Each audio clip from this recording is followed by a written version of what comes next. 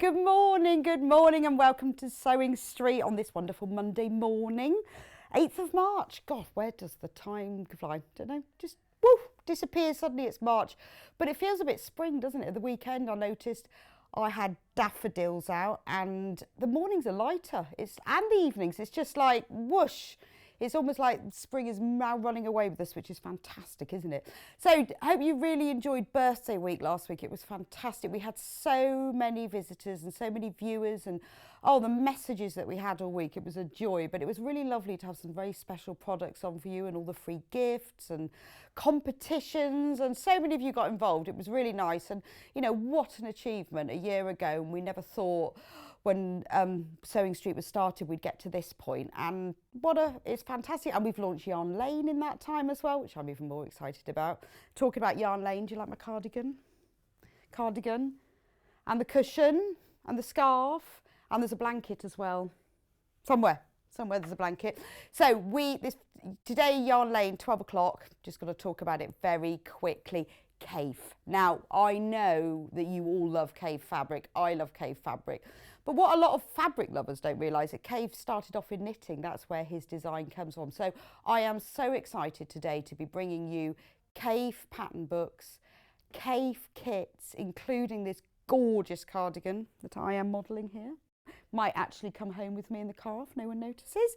So anyway, that's 12 o'clock. That's 12 o'clock. I just thought I'd mention, if you wondered why I had a beautiful cardigan on.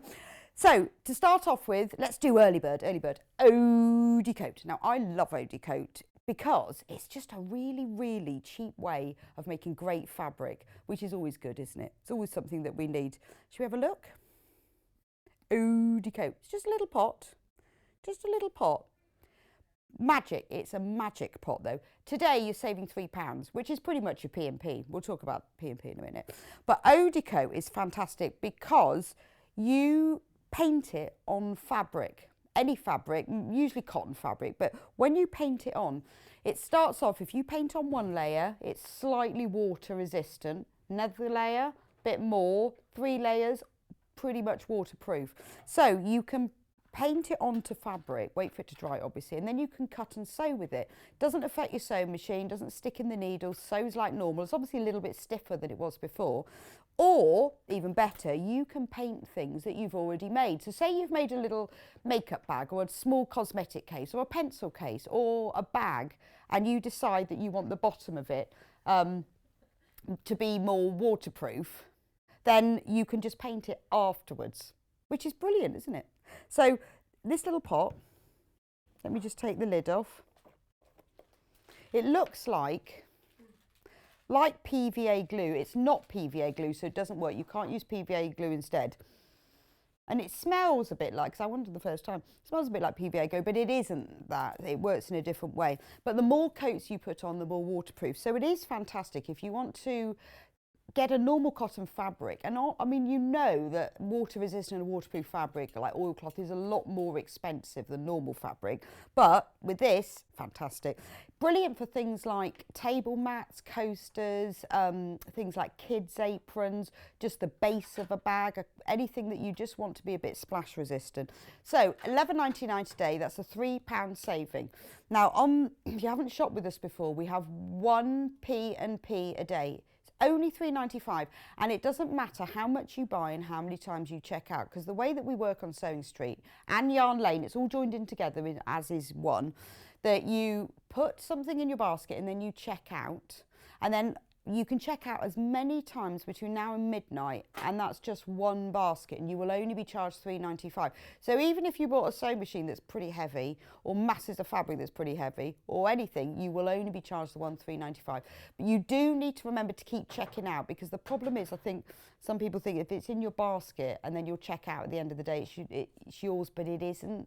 If you put it all in your basket and check out at the end of the day, it's a bit like going around the supermarket. People can take things out of your basket. It's a bit mean, really.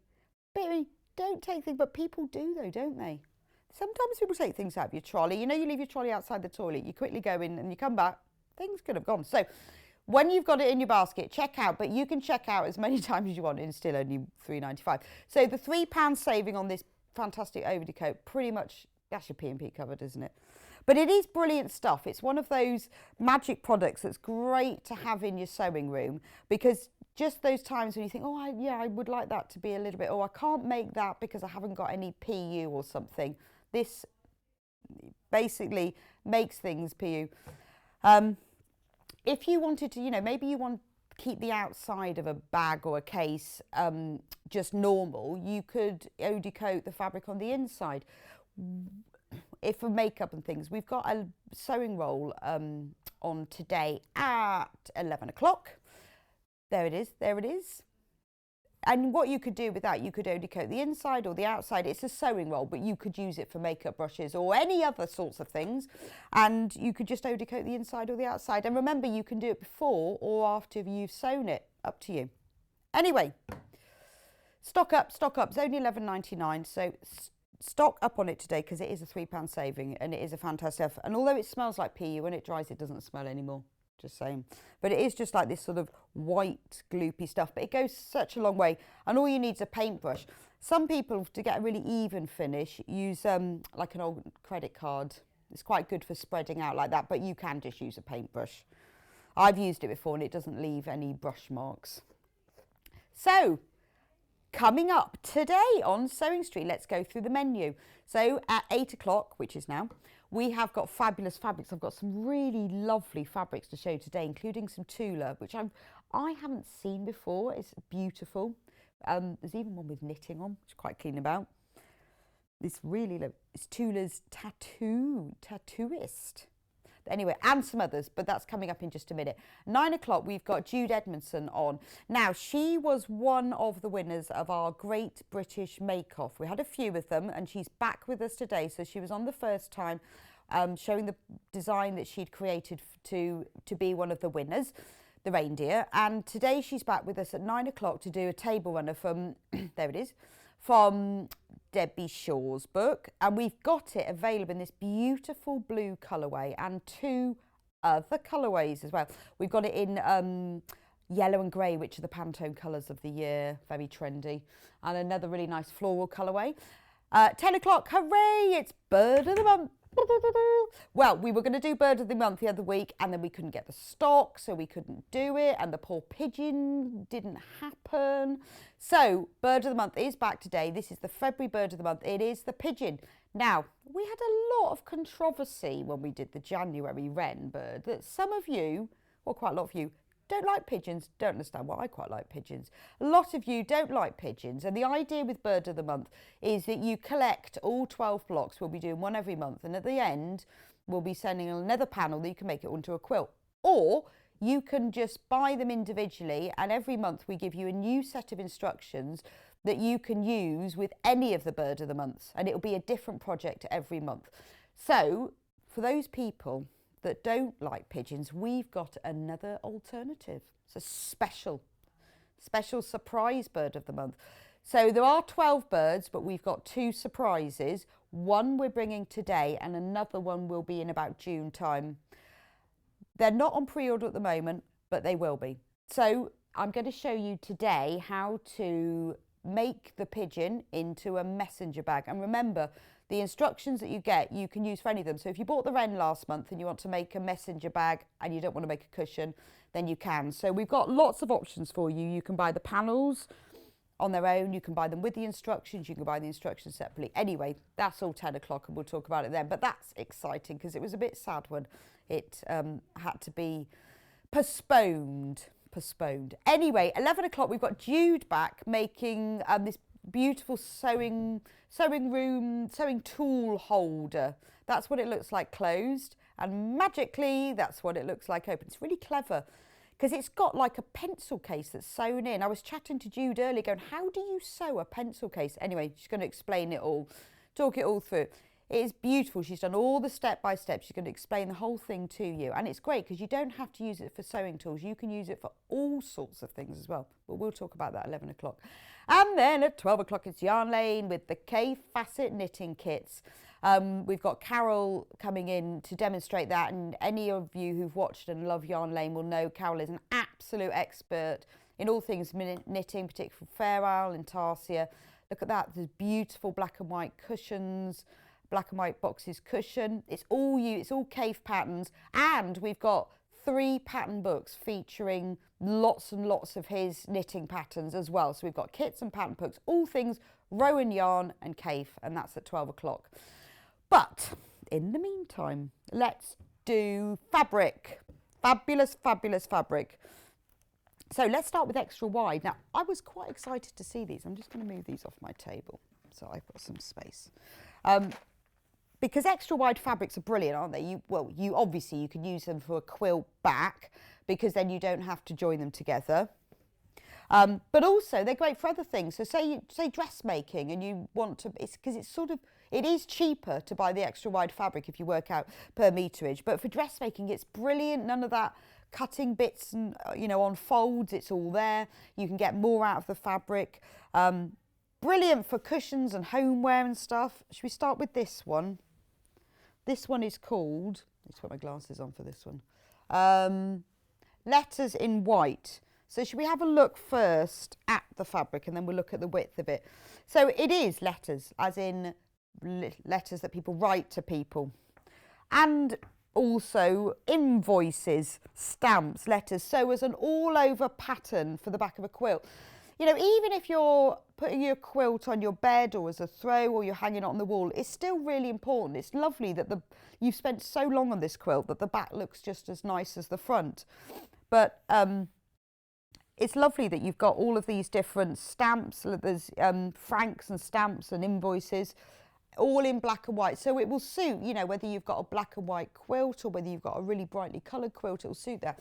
But right, this is half of it. So, yeah, go on then. Kat's going to come out and show how the other... So it's 274 centimetres wide. Now, normal fabric is 112 centimetres wide. So this is wider than double. So I'm going to stand over here. Look at that. Look at that. That's massive, isn't it? So that is more than double a normal fabric width. So even if you're making a Super King bed quilt, it would be perfect for that. But you imagine if you're making, for half a metre, £12.99, normally you can make 2 cushions out of a half metre. You can make about 6 out of this. Be brilliant, yeah, for the messenger bag pattern. Because you need, for the messenger bag, you need half a metre of fabric for the lining and stuff. And it'd be brilliant for that, wouldn't it? But it's beautiful fabric. Just £12.90. I mean, it's Michael Miller, so you know it's quality. But, I know it says it's, well, we call it extra wide. A lot of people think it's quilt backing, but it doesn't have to be. I tell you what, you could make a double duvet cover with that. What a beautiful, if you wanted a duvet cover, you can, you can never get it wide enough. But a couple of single bed duvet covers. If you wanted to make a special throw for your bed and you just want to quilt, so you don't want to bother with the patchwork, you could just use this as the top of the quilt. Put some wadding and some other backing fabric behind it, all the same, quilt over it, and then it's just beautiful and be really easy. You could do an all over sort of a free motion quilt, or you could quilt around the edges of all the letters. Really stunning, and that sort of monochrome look is really in at the moment. Monochrome with colours. I was listening to the radio the other day and they said maximalism is in, which I'm really keen on, because minimalism is all that not much in your house and everything's very tidy. Maximalism is very eclectic. It's having lots and lots of little bits, all your favourite things, special memories, but it's also about having massive pops of colour.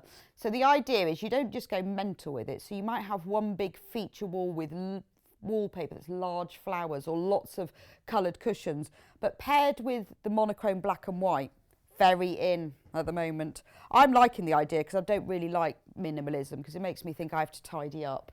Maximalism is just have everything, although in theory you're supposed to rein it in a bit and not go too mad, but it's just that lovely idea of loads and loads of colours and patterns and prints. Anyway, the other one I've got is cats. So let me just open it up so you can have a look. It's not, how much? 6.5, 2.5 metres. Look at this. It's got all these little cats and little faces, and then here and there it says meow, meow. And some of them, the cats that say meow, I've got to find my hand. There's my hand.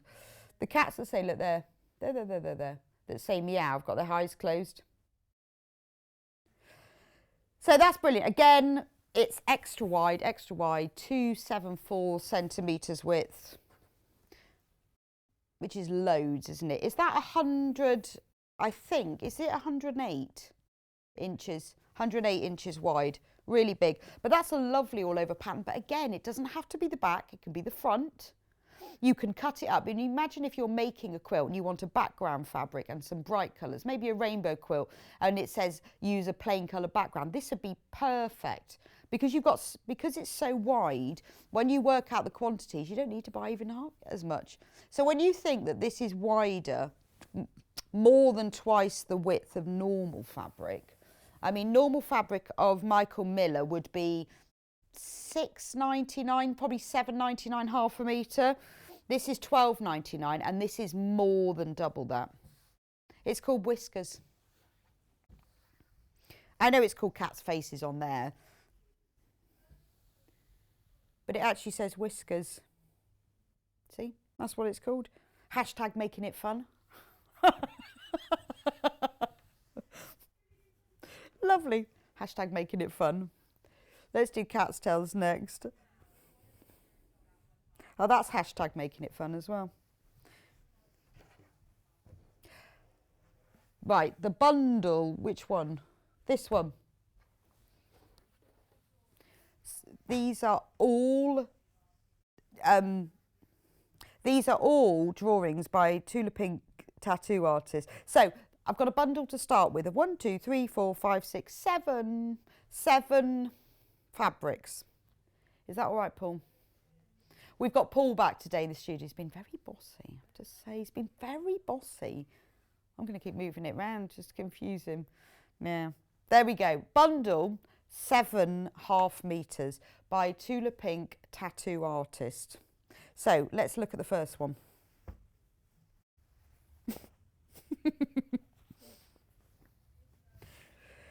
This one's called Fishing Trip. It makes me think of the Owl and the Pussycat. There's no owl, just saying, but it looks like those Owl and Pussycat drawings, doesn't it? But it's really lovely. Now, obviously, it's beautiful for an all-over fabric to just use as it is. It would make some beautiful cushions, wouldn't it? Because it's very, very charming. But it's but also it would be very good for fussy cutting. If you were using it for EPP or small pieces of applique, you could just cut out one of the motifs, and you could use that as for patchwork. So you could cut out one of those and use them as individual squares. It'd be brilliant to embroider over because it's not black, it's more charcoal. It's not black and white. I would say it's charcoal and cream. Be beautiful embroidered. So you could just do small sections of it. You could embroider them. So you could just embroider the cat's eyes or the bows around their neck or the leaves on the trees. Speaking of owls and pussycats, the what are? The bird of the month are now on pre-order on the website. The owl. It was a surprise. It's not a surprise now. It's not a surprise because we put it on the website. So the owl, which is the surprise bird, is currently in the lead, is beating the pigeon by 5 at the moment. But they are on pre-order if you want the bird of the month. So this is the lovely cats one. This one is called, I would like to know what they actually called them. Fishing Trip, Toile. Well, it is very toile, isn't it? Toile de joie. We've got a message off Wendy. Morning all. Throwing the cat amongst the pigeons to say, ha ha. Yeah, it is. Cats, pigeons. I absolutely love the messenger bag. Thank you very much, Wendy. Reminds me of the bag lady in Mary Poppins. Thank you, Wendy Orlando. I shall look forward to seeing your pigeon bag when you've made it. But no, Wendy, it'll have crochet all over the back of it and in the lining as well. So that's the cat's fabric in this bundle. Let me just move that to one side. Let's do this one. There's more cats on this one. We are very limited on these bundles because they are beautiful. Now this one is called Magnolia Garden. I'm not very good at flowers, but these must be magnolias. and they must be gardens. So the background of this is a really nice slate grey, and then the leaves are a charcoal grey etching, but the magnolias have got a real subtle hint of blush pink, just almost shaded across them. A bit like when people put blusher on things. And then nestled amongst the magnolias, obviously, are lots of black cats. Aren't they brilliant? I love them. But really good for, I mean, all sorts of makes. Ideal for things like, you don't always have to use these fabrics on the outside. This would be lovely as a lining, a bag lining, even a nice, be really nice, pretty little blouse, wouldn't it? Lovely dress, because from a distance, it just looks like these magnolias. And when people get close, like, oh, there's these little cats. I mean, I'd love to see what the size of these flowers are. They're a bit killer flowers, aren't they? Can you imagine that one cat sitting on there? It's a bit much, isn't it? But it's beautiful because, again, it's that real lovely sort of monochrome look, but with just a hint of colour to it. So we've now got, I'm talking through the bundle at the moment because obviously these are available by the ½ metre as well. So you can either buy them in our bundle or you can buy them by the ½ metre. The bundle is $52.99, and that's for all of the 5 fabrics. Right, the next one. We can't do this one by the ½ metre because it's sold out, but you can buy it in the bundle. This one is called Bicycle Race. I love this. Look at all these cats on tandems, cats in jumpers. I love the cat in the knitted jumper. Look at that. That's married cats. Brilliant for cutting out, fussy cutting. Look at that. The wedding cats. But only available. Look, and if you look, there's even little rats on bicycles as well. It's lovely. So you can only get this fabric in the bundle, which is $52.99 with all the 7 ½ metres. We can't. It's all gone by. Oh, look. There's a cat on a penny farthing, obviously. All sorts of cats on all sorts of bicycles. This is really charming. There's a lot of humour to this, which isn't surprising really because, it's done by Rachel Hauer. Cattails. I love that. Right. Oh, the extra wide cat fabric is also sold out. You're all loving the cats today. Oh, look. Let's do this one. This is the owl and the pussycat, which isn't an owl, but you know, that sort of feel, but in colour. Again, not available by the ½ metre. Now look, they are exactly the same, but they look completely different. But wouldn't it be lovely? So look, I'm going to put the two next to each other so you can see. There you go. Look, the same one. Let's move that. Same one. But wouldn't it be lovely to make a bag or a cushion and do one on the outside and one on the inside, or one on the front or one on the back? Because they are exactly the same, but coloured in. So say you did want to embroider this one and add some details, you could use the colours off this one because they're both available in our bundle. I really love the, it's not black and white, charcoal and cream one, but I love this colour one, particularly because I really like the colourway. I love the fact that the grass isn't green, it's a teal colour.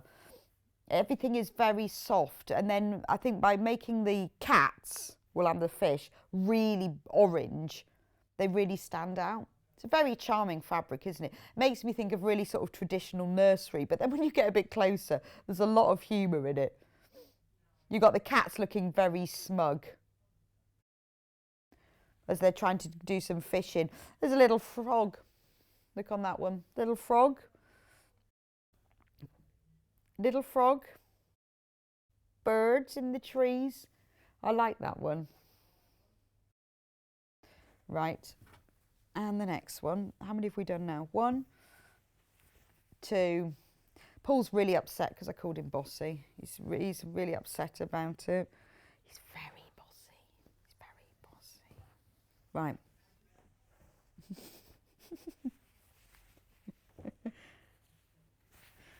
This one is called, there's no cats on this one. They're probably hiding. Cats. What's this one called? Aquifer. What is an aquifer? Aquifer? What is that? So on this one, there are no cats. They're probably hiding. But you've got well, I think they are bulrushes, frogs, butterflies all over the place. But it's lovely. It's a really nice fabric on its own for the images. But be a really good fill if you needed a background fabric with a bit of interest. If you wanted to do some sashing on some binding or some borders, it'd be perfect for that. It's got that really lovely tealy green colourway. And here and there are little dandelion seeds. That's a lovely one. So this one is available by the half metre, £7.49 for half a metre, but it's obviously also in the bundle. So Kat, what's an aquifer? She's going to find out for me what it is. What is an aquifer? She's going to find out. I don't know, I just don't know what it is. It is an underground layer of water. There you go. With bulrushes in it and frogs. The next fabric, well, this one, actually, this one's got it on. We're going to do this one first because we'll leave my favourite one till last. This one is called Essential Supplies. So it's got a slaty, sort of a browny grey, like a slate grey background, and then with black drawings. And on it is all sorts of things. You've got balls of yarn, fishing net, fishing rod, fish, cans, hooks. So basically it's essential supplies for cats. Oh, bulrushes. The reason we've got bulrushes on this one here is the other name for them is cat's tails. Ta-da. Who knew? But these are all cat things. So you've got wool, fish, fishing rods because obviously cats love fishing, bicycles because cats love cycling. But it's all the little features that are in all the other fabrics. It's lovely, isn't it? Oh, look, there's even, if you get really close, if you can do that, Paul, there's even, look, a mouse. A mouse. If I turn it round, shall I turn it round and then you can see it because that mouse was upside down. It is multi-directional, except for the mice. There's my little mouse. Little mouse. I like that one. It's a really nice colourway because it actually blends beautiful. When you look at the other colours, it blends beautifully with all the colours on the other. So that's the mega bundle. And then the final fabric in the mega bundle, which we do have by the half metre as well, and is my favourite, is called Yarn Crawl. Look at this. What a knitting bag that is. It's a knitting bag. It's a knitting bag waiting to happen. So it's got that lovely tealy blue background with balls of yarn and it's lovely. It's very multi-directional. I love the colours of the yarn. It's got mustards and corals and navies. But it's the lining of a knitting bag. It's a dress for a knitting fan. It's a cushion for your sewing room. You see, Paul says this is just a fabric, but fabric is just something waiting to happen. And even if it sits in your stash for 10 years, it's still a project of beauty waiting to happen. But I think this would make a beautiful blouse or a dress. I think it'd be lovely. A lampshade cover. A lampshade, yeah, all sorts. Blinds for your sewing room. So it's available, this one, in the bundle, which is £52.99, or by the half metre, £7.49. And you know it's free spirit fabric, so you know it's really good quality fabric. Should we have a look at the whole thing? Isn't that really nice? Lovely colours in it. Yeah, I mean, if you did make it into a dress or a blouse or something, from a distance, it just looks like big spots. And I quite like that with fabric, when people get closer, they go, is that balls of yarn? If I was going to make this into a dress, I'd have this for the skirt section of the dress, and then I'd have like just a plain navy for the bodice section. I think that would be really nice. or you could use it as a waist, or you could have it as a waistcoat lining, all sorts. But it's all those sort of lovely things. It's just one of those fabrics. I mean, I think all of them, if you love cats or you like knitting, it's a wonderful bundle. You know, and there's lots of different things. I mean, even with this one, if you were doing EPP, just think, you know, if you had like a 1-inch hexie, one of these balls of yarn would fit in it. So you could just have, I was going to look for a tape measure. I haven't got one here. It's on the other side. Give me one moment. Just talk amongst yourselves. I'll be back. I'm back. I'm back. I'm back. How did he? Just talk amongst yourselves. Look. So there's an inch, you see. That's so now you can see. So if you had a 1-inch hexie, that would be right in the centre, wouldn't it? Be lovely. I hope when I walked over you got to see the whole view of my cardie. Should a little twizzle. There you go. Do-do. Oh, rough. So the owl. Oh, sorry, I'm on the Owls and Pussycats. So for Bird of the Month, the owl is massively in the lead, and you haven't even seen it. So, well, you have because you've seen a picture of it. When I do Bird of the Month, I've made the pigeon bag, but the demo I'm going to do is using the owl, so you will get to see it in action. It is gorgeous because the way that the instructions are done is that you can use any of them to do any of the panels. So it doesn't matter whether you're an owl or a pigeon. They are not bird related. They just fit the size. So that's your whole bundle. I think that would make the most fantastic quilt. You know, you could just keep it so simple. Squares or HSTs and just join it all together. When you've got fabric of this quality with this beauty of design, you don't really need to be messing too much about with the style of the quilt. You just use the fabric, just speaks for itself. But with this one, this is what I like about this one. I would cut these out and have them as individual squares, because they are beautiful, aren't they? If you just wanted to make a nursery quilt, you know, there's a new baby coming along, very non-gender specific as well, isn't it? Really. You know, this would suit boys or girls and also ages as well. So if, you know, if you wanted to make a quilt, some of the fabrics are perfect for the binding. And for a nursery quilt, this bundle would be more than enough. It means that you can actually cut out the individual images and use other fabrics for the sashing as well. So of this bundle, there are less than 5, which I'm not surprised about. And we can't do it again because we haven't got any of the others. So some of them are still available by the ½ metre. What's available by the ½ metre, Kat? So everything in this bundle is available by the ½ metre except for this one and this one, which is the fishing tails in colour. So those two you can't get as the ½ metre, you have to buy the bundle. But all of the others, including my favourite one with the yarn, these are all available in the bundle and by the ½ metre. Got a message from Julia. Morning, Rebecca and team. Your sweater matches the cushion behind you. I know, and do you know why?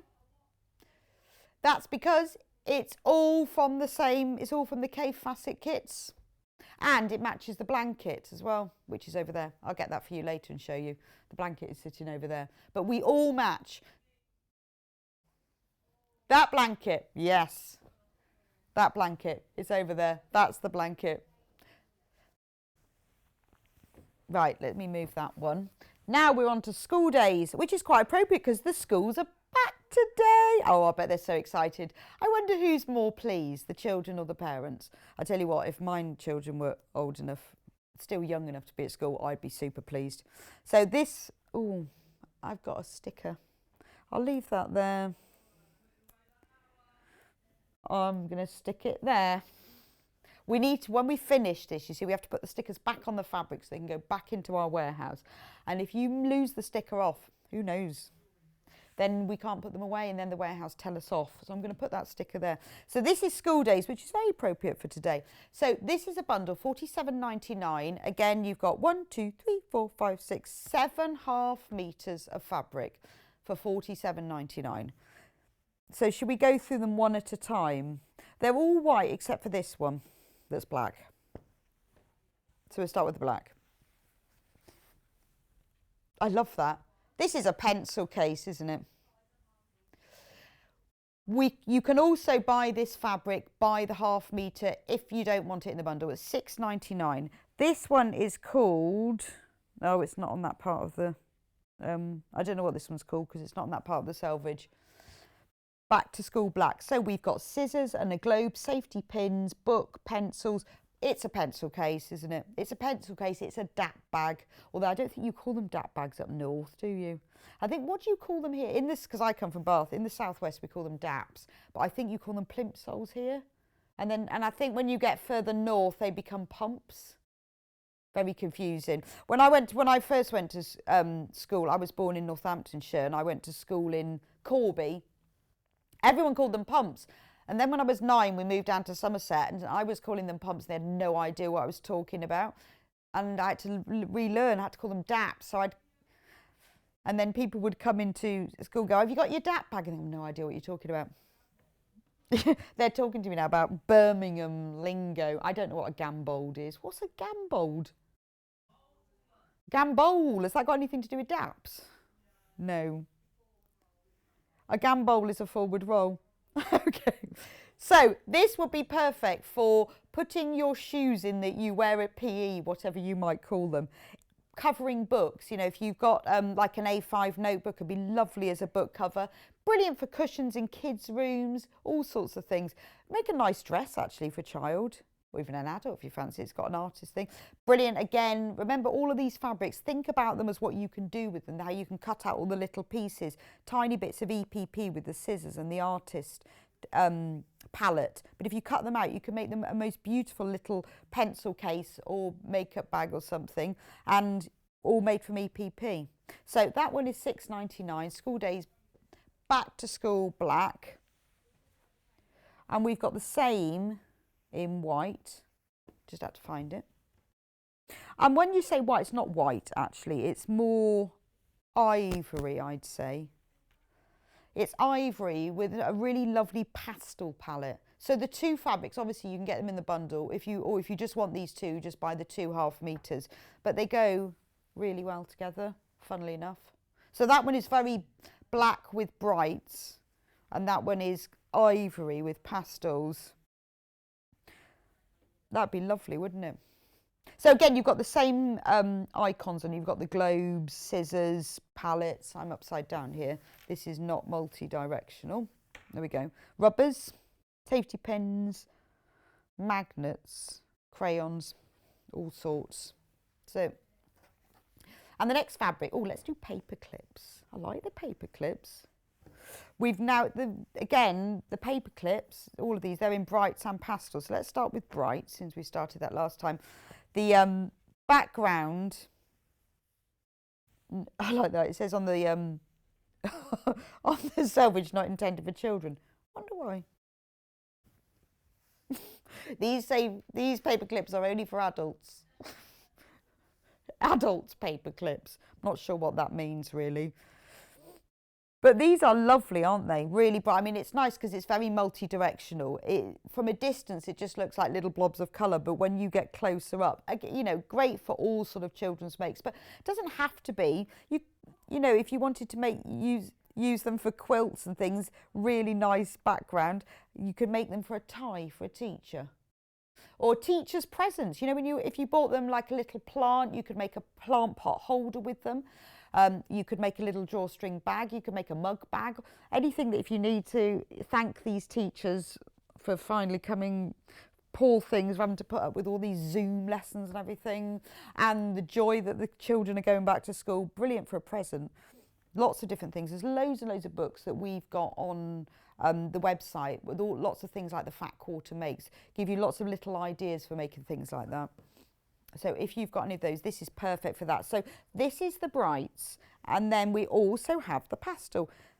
Background colour's the same. It looks different, but I think it's just because of the colours in it. And this one features the same paper clips, but blue, coral, yellow, mint green, and more of a turquoisey green. So it just depends on what you want, but very good. The two work together really well. No, that is not, I've got the rest of the selvage now. Not intended for children's sleepwear, it says. not intended for children. Although I don't know why, because it is 100% cotton. Maybe it's something to do with this American, isn't it? It's something to do with flammability. I don't know. It is pure cotton. So I don't know why it says that. Anyway, should we do pencils? Well, they're not pencils, they're more crayons. Yeah, let's do brights. Now again, this is great. We've got a theme going on here.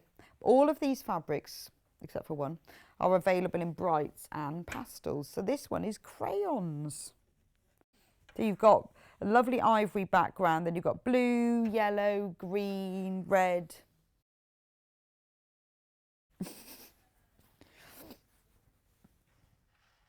There we go. There's the code. I haven't lost that one. I don't need to stick that one on the edge. This is pencil cases, really good for pencil cases, or tablet cases. They would look really nice, wouldn't it? Mobile phone cases, little headphone cases. But, you know, because it's for kids, it'd be really good for little lunch bags. It doesn't have to be for children, but it feels as it does.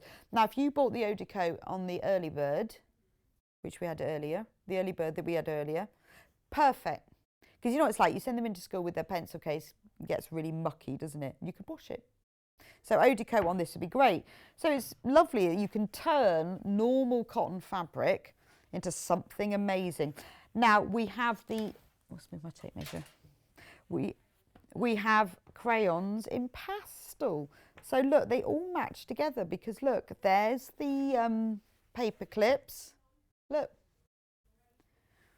Yes, one's 80s and one's 90s. And then there's the pastel. So you can see how nicely they all go together. So the one at the moment is the crayons in pastel, which is the one that's hiding here. So you've got exactly the same palette as the safety pins. You've got peachy coral, yellow, blue, green. So many different things you can make with these. And they don't have to be for children, but obviously that's sort of what you're thinking about. Finally, only in one colourway, because I don't know how you do it in pastel. So it's not brights or pastel. Yeah, if it was in pastel, it'd be a peach, and you don't really give a peach to the teacher, do you? Well, you could. It's just not, you know, not traditionally a peach for the teacher. I don't think I ever gave my teacher. I don't know why. If I was going to give the teacher something and for a reason, it wouldn't be an apple. I'd give her a box of chocolates or something, or you know, I wouldn't give her an apple. But so obviously these are apples. It doesn't need to be anything to do with school. If you just want fabric with apples on, I think this is great for a lunch bag. Picnics. I would use this to line a picnic basket. It would be really nice, wouldn't it? Or you could use them for kitchenware. So the reason we do an apple for the teacher in the 1700s in Denmark, poor families used to give the teachers a basket of apples in payment for their education. Should we try that then here? I'm not sure it'll go down well. So I'm ever so sorry to teachers, you won't be getting a salary this month, but here's 3 kilograms of apples. I'm not sure it would go down well, but it clearly did in Denmark. But this is great. So for picnic wear or things for the kitchen that you can make a lovely aprons, tea towels, all sort of tableware. But I'm thinking picnics. You could use it as part of a picnic blanket or, you know, one of those wine cooler things or just a little bag. But I love it's quite simple as well. It's very multi-directional, but it's very, very simple colours. It would look beautiful teamed with red and white gingham. Or you could use it with a plain red, a plain green, bit of gingham, bit of red and white spot. If you wanted to make, you know, a really bright, summery, springtime kind quilt. One of Alice and Marion's aprons would look lovely in it, wouldn't it? Because we have the patterns for those. But I'm thinking if you team this with gingham, spot and plains, it'd be really nice. So, sorry, Facebook viewers, we've lost you. Although me saying that, you won't know that because we've lost you. But we are working on it. So if you want the mega bundle, you can have all of these school day fabrics, all 7 of them, half a metre each, for only $47.99. I just think the amazing project you could make. It's one of those things where once you've got it, oh, I've lost another sticker. Oh no. Oh, I'm just going to put it on that. Oh no, that's already got one. I'll have a little collection here for later. I'm going to get in all sorts of trouble now. No, see, they've all got one. So I don't know which one it is. Maybe it's that one. I think it's that one. Should I just stick it on there?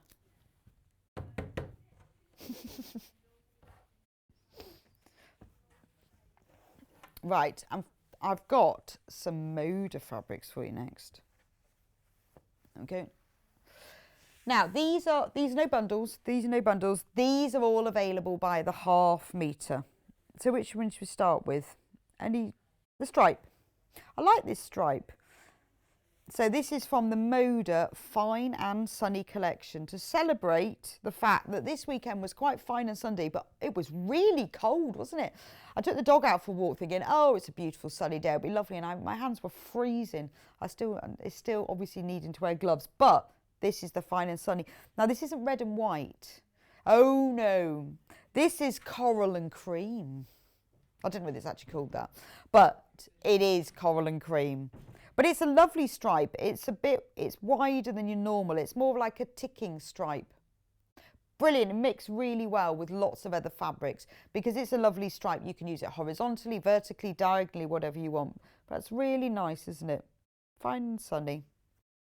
Now that actually matches really well with this one. But remember when you do stripes, if you join them together, if you cut like squares of these, say like 4-inch squares, and then you move them all in different directions, you can create the most amazing effect by having some horizontally and some vertically. It makes a really interesting effect. So when you buy stripe fabric, don't think you've got to just use it one way. Do swap it around and cut it on the diagonal as well. It does go very well with this fabric, which is Fine and Sunny again. Oh, it's by Jen Kingwell. Ooh, now her fabrics are beautiful. So this one, half metre, $6.99. It's got a lovely pink, a very sort of pale pink background, but the coral flowers are the same as the coral stripes. And then it's got this really nice geometric look background as well, all sort of squares all interlinked. So really good as a background, as a kind of a borders and a sashing, because it's an all over print and it makes other fabrics, if you rather than using a plain, say you wanted to put a plain pink or a plain coral or a cream in as your sashing, this would be ideal. Make a lovely cushion for a bedroom as well with all the squares on it and the flowers. It's really pretty because you could quilt just around the flowers along the lines. So just, half a metre, that gives you 2 cushion fronts, or the back and front of 1 cushion. Yeah, it's just really pretty. If you just want to update something quite quickly, a tired old chair would look lovely. Really nice as a chair cover as well. Next, let's keep with the pink. This one is called, what's this one called? Oh, I can't. See, the problem is I've only got half a metre, so the rest of what it's called is on the bit. Rose Oil Floral. It's not exactly the same pink, but it goes together. It's like, I don't know why is it called Rose Oil? Rose oil, as not oil, but rose oil, yes. But it looks like leaves. If you look really closely, you can see it's all sort of interlinked leaves, but it is that colour of very sort of midsummer pink roses.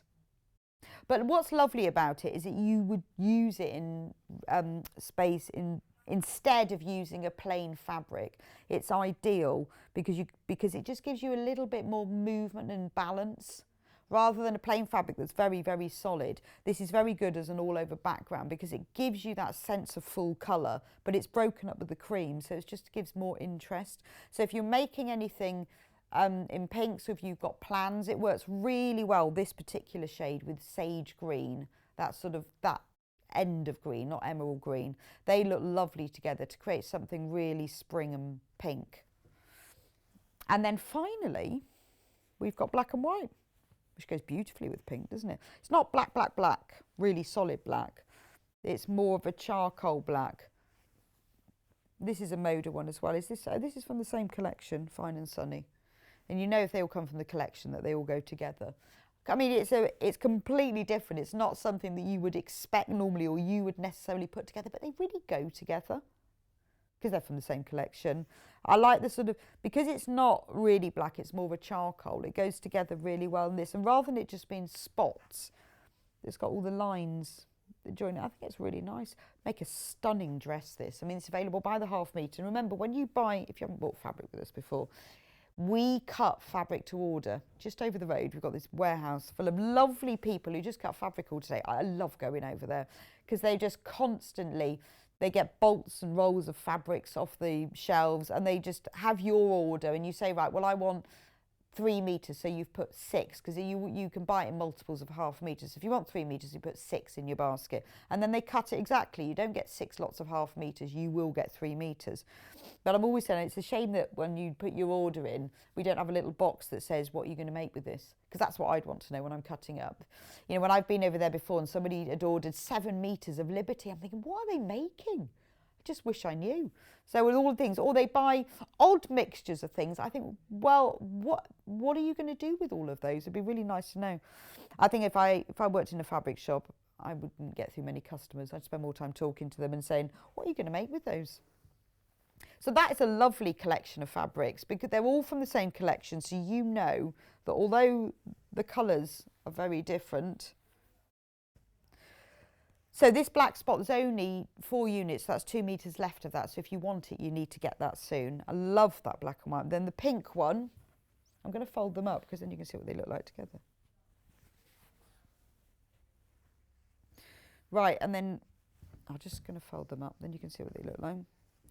We've got one final book to show you, which is, just folding my fabrics up, Debbie Shaw's Sewing Room Secrets. We've got a bit of a Debbie Shaw day today because the next hour we've got her her book with the table runner, and then we've got another one of her books in at 11 o'clock. So that's those. This is Debbie Shaw's Essential Skills for Dressmakers. So we talked a lot because I think when we show the fabrics, you often think, oh, well, they're quilting fabrics, can't use them. But they are perfect for dressmaking. And the good thing about quilting cotton is it's soft and it has a lovely drape to it. But more importantly, it's beautiful to cut and press and sew with.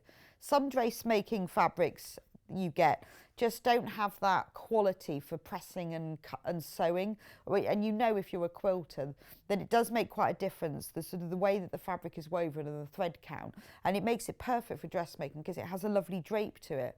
Some cotton fabric that isn't developed especially for quilting is a little bit stiff and not great for dressmaking, but quilting cotton is. So in this book it's all essential skills and signed by Debbie.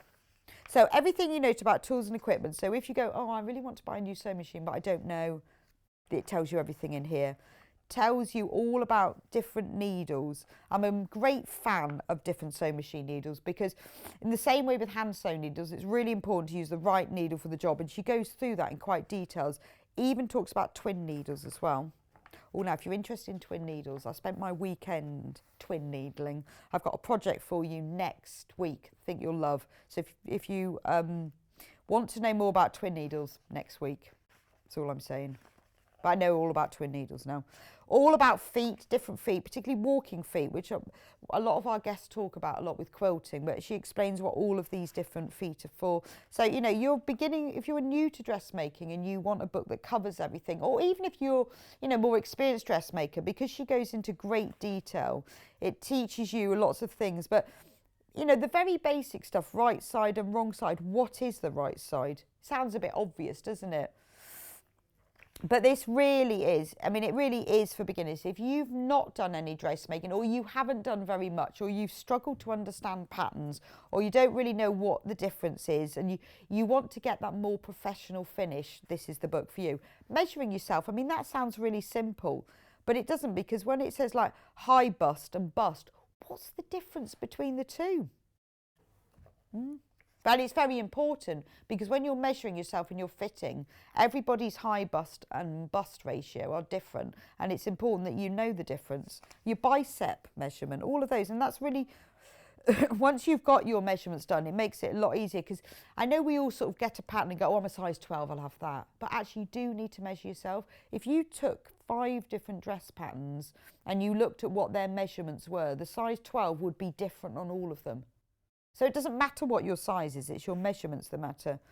Things like pattern symbols, that sometimes it can look a bit like a foreign language. What do all these things? But she's put photos in, so it's really easy to understand. Pattern matching is very important. And then we've got like the basic skills: cutting fabric, making a toile, machine stitches, all the different ones. How, you know, what is a blind hem? What's a zigzag? What do you do with them?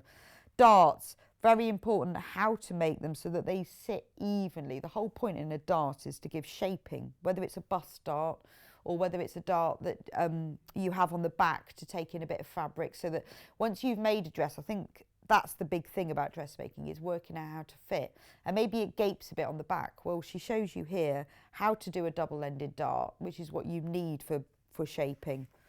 French seam, all different seams, and sometimes in dress patterns it goes, oh, just use a French seam on this. Well, you know, you don't want to have to look through lots of different information. You go onto Google, you can't always find what you want. For beginners, it's all in here, different sorts of hems. But then there are projects as well. So once you've read all of that and you've learned all of that, you can then make some really basic problems. This one, the kimono jacket, I love the kimono, just a bit like my cardigan, isn't it? Mine is the kimono cardigan of kimono jackets. How to even draft your own pattern by that. And the beauty of drafting a pattern is you draft it to fit you exactly. So you're not having to adapt to an existing pattern. And then she talks about making bias binding and how to use a binding maker. Closures, zips, something a lot of people are scared about. But she goes into great detail here. So the anatomy of a zip, what are all these different sims? So when they say the slider and the tape, what's the difference between them? How to put a zip in and how to put a concealed or invisible zip. If you, she talks in the beginning about the invisible or concealed zipper foot. I've got one of these, and you can use a normal zip foot to put in invisible zips. But if you've got a proper invisible zip foot, it works loads better. And it's little things like that. They're not massively expensive, but they make quite a big difference. But there's lots of nice little tips here and there in the book, like how to pressing the zip before you start. And you know, there's a big section on zips, because there are different sorts of zips and different ways of inserting zips. So lap zips, centered zips, invisible zips.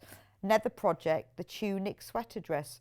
Oh, this is lovely, isn't it? Update a plain sweater by adding details from a coordinating shirt. Oh, so get a sweater you like, get a skirt you like, a shirt you like, and join it all together to make a dress. That's brilliant. Pockets. Now, this is something I do all the time. I love a pocket. I hate it when I don't have a pocket. Really annoying. And most dresses I buy, or skirts, if they don't have a pocket, I put one in.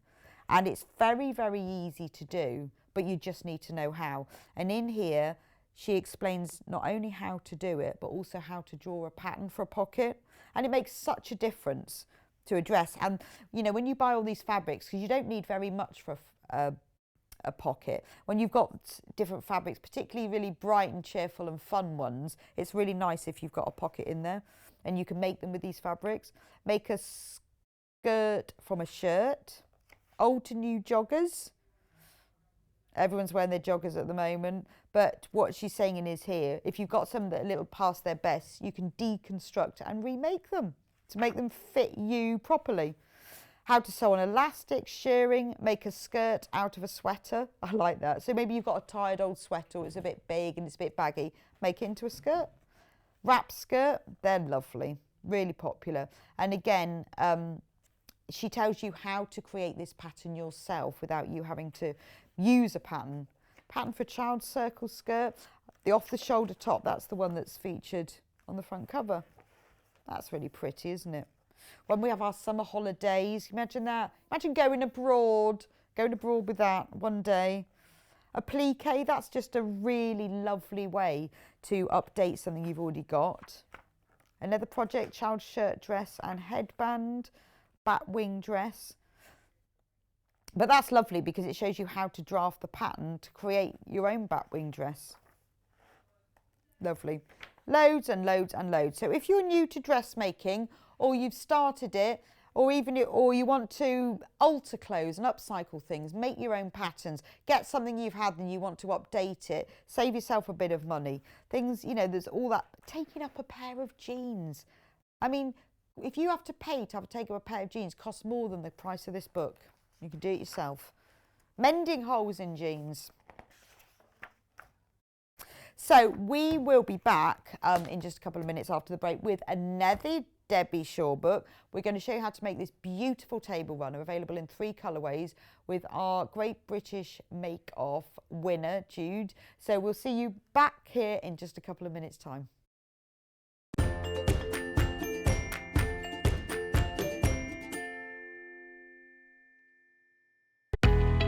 We know that shopping online can be a confusing and sometimes daunting task, and sometimes all you want to do is talk to a human being. Well, our family-run customer service team are on call 24/7. They're full of friendly, warm-hearted individuals, all trained to make your shopping experience as easy and as enjoyable as possible. And not only will they take your order, they will also help and guide you on your shopping journey, so you never miss out.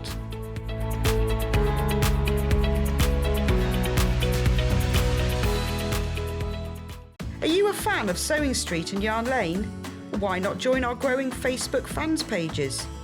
Just search Sewing Street Fans and Yarn Lane TV Fans on Facebook and click Join Group. It's that simple.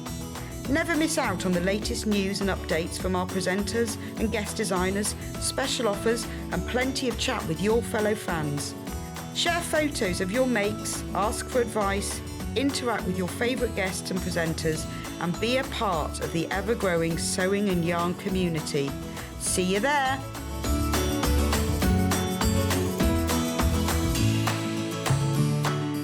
Have you heard about all of the different ways you can shop with Sewing Street and Yarn Lane? You can either shop on our websites, sewingstreet.com and yarnlane.com.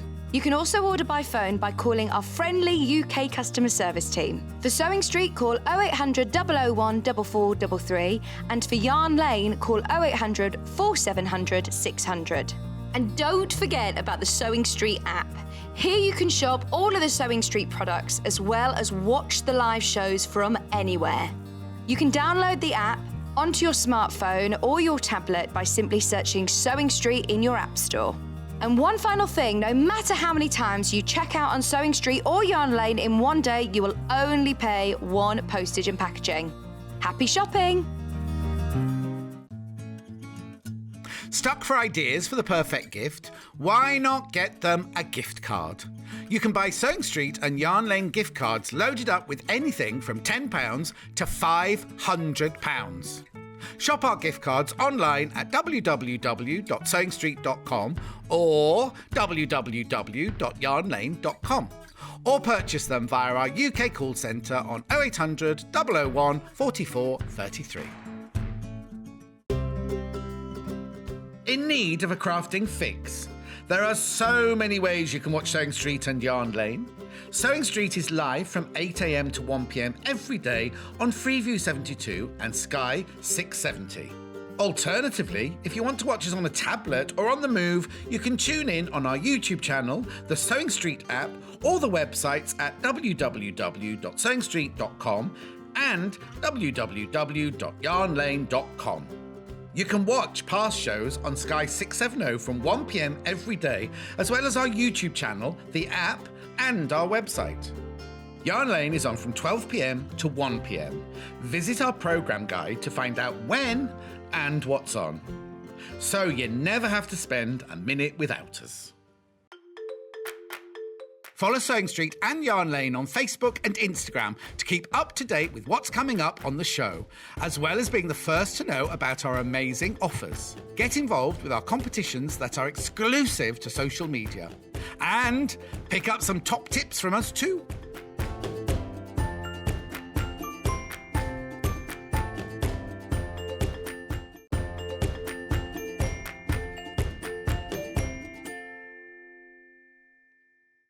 And welcome back to Sewing Street for another hour of gorgeousness. We've got this lovely table runner for you today, which features in Debbie Shaw's Sewing Room Silk Secrets quilting book. we've just done Debbie Shaw's Sewing Room Secrets dressmaking, same thing, but quilting. So should we just have a quick look through? So the book on its own is on the screen at the moment, £9.99. There is so much in this book. So it tells you what is quilting, all the different tips, what is quilting and what is patchwork. The Americans seem to call patchwork quilting. Quite often it gets really confusing, but patchwork is joining pieces of fabric together. Quilting is sewing through layers to decorate. Very different, but they're often called the same thing. So the book goes through all the different things that you need to know if you're a complete beginner to patchwork and quilting. In fact, Jude had never quilted before. No? Even though she's a super sewer. Super sewer. She was new to quilting. It's amazing, isn't it, how we can be like super sewers. Or we sew loads of things, but then never try other things. And never tried other things, or haven't tried dressmaking, but we're really good at that. But she's done an amazing job on the table runner. Amazing, amazing. Really pleased with it. And you will really enjoy the demo because it's actually quite easy to do, but it looks clever. I love projects when they look like they're difficult, but they're not. It puts you off, I think, sometimes. You get a bit scared and then you think, well, if I can do that, I can do other things, so why not? Exactly. So this goes through all the different things. Wadding, because that's one of those things if you're new to quilting. What are all these different waddings? Why would I use them? Would I use fusible? Do I need thermal? Do I need bamboo? Do I need polyester? Goes through all of that for you. Then general quilting know-how, how to do cutting, all the different stitches you can do, applique, reverse applique, how to tack and baste your quilt. It's one of those things that we quite often gloss over, and you'll see a set of instructions and it'll just say quilt in your preferred method, and you think, hang on a minute, so I've jumped from making this thing I've pieced together to quilt in my preferred method, and there's this big assumed knowledge in between. Well, in this book that covers it all. Quilt as you go, what is that? How do you do that? You know, we sell a lot of quilt as you go kits, but you can actually get quilters, you can create quilt as you go yourself. But actually, quilt as you go is just sewing the thing together and quilting it at the same time. Free motion embroidery, how to do different sorts of binding, which is really useful because particularly things like mitre and corners, which always looks impressive and tricky, but once you follow the steps one by one, it actually makes perfect sense. That's all in here. And then there's projects as well. A chicken quilt, not for chickens, it's just got chickens on it. And then it goes into bias binding, how to make bias binding, single fold and double fold. And then there's a project that uses bias binding, like this beach hut hanger. So what you can do is you can build your skills. You can learn a skill from one page, move to the next, and you can use that skill to make something. Trapunto, which is another, which is also called Italian quilting, because trapunto means in Italian to quilt. And it basically is stuffed quilting. Originally, trapunto was always done by working parallel lines of running stitch. Then you use a special trapunto wool, which is quite a fluffy, like a chunky wool, and you thread that through a tapestry needle through the channels, and then you would have just lines of quilting. But trapunto can also be used for shapes as well. And so there's a project here, once you've learnt that, how to make a trapunto stocking with a padded reindeer. So this is a real learn your skills and build your skills by using projects and how they work. Stitch in the ditch. It's one of those things that they put in instructions. Stitch in the ditch. What? What does that mean? You wouldn't actually know if you didn't. No, you'd have no idea, would you? Good thing for Google.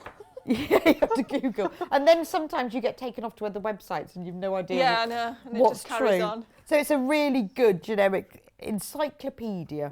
And then the project that uses that is the table runner, which is what we're doing today.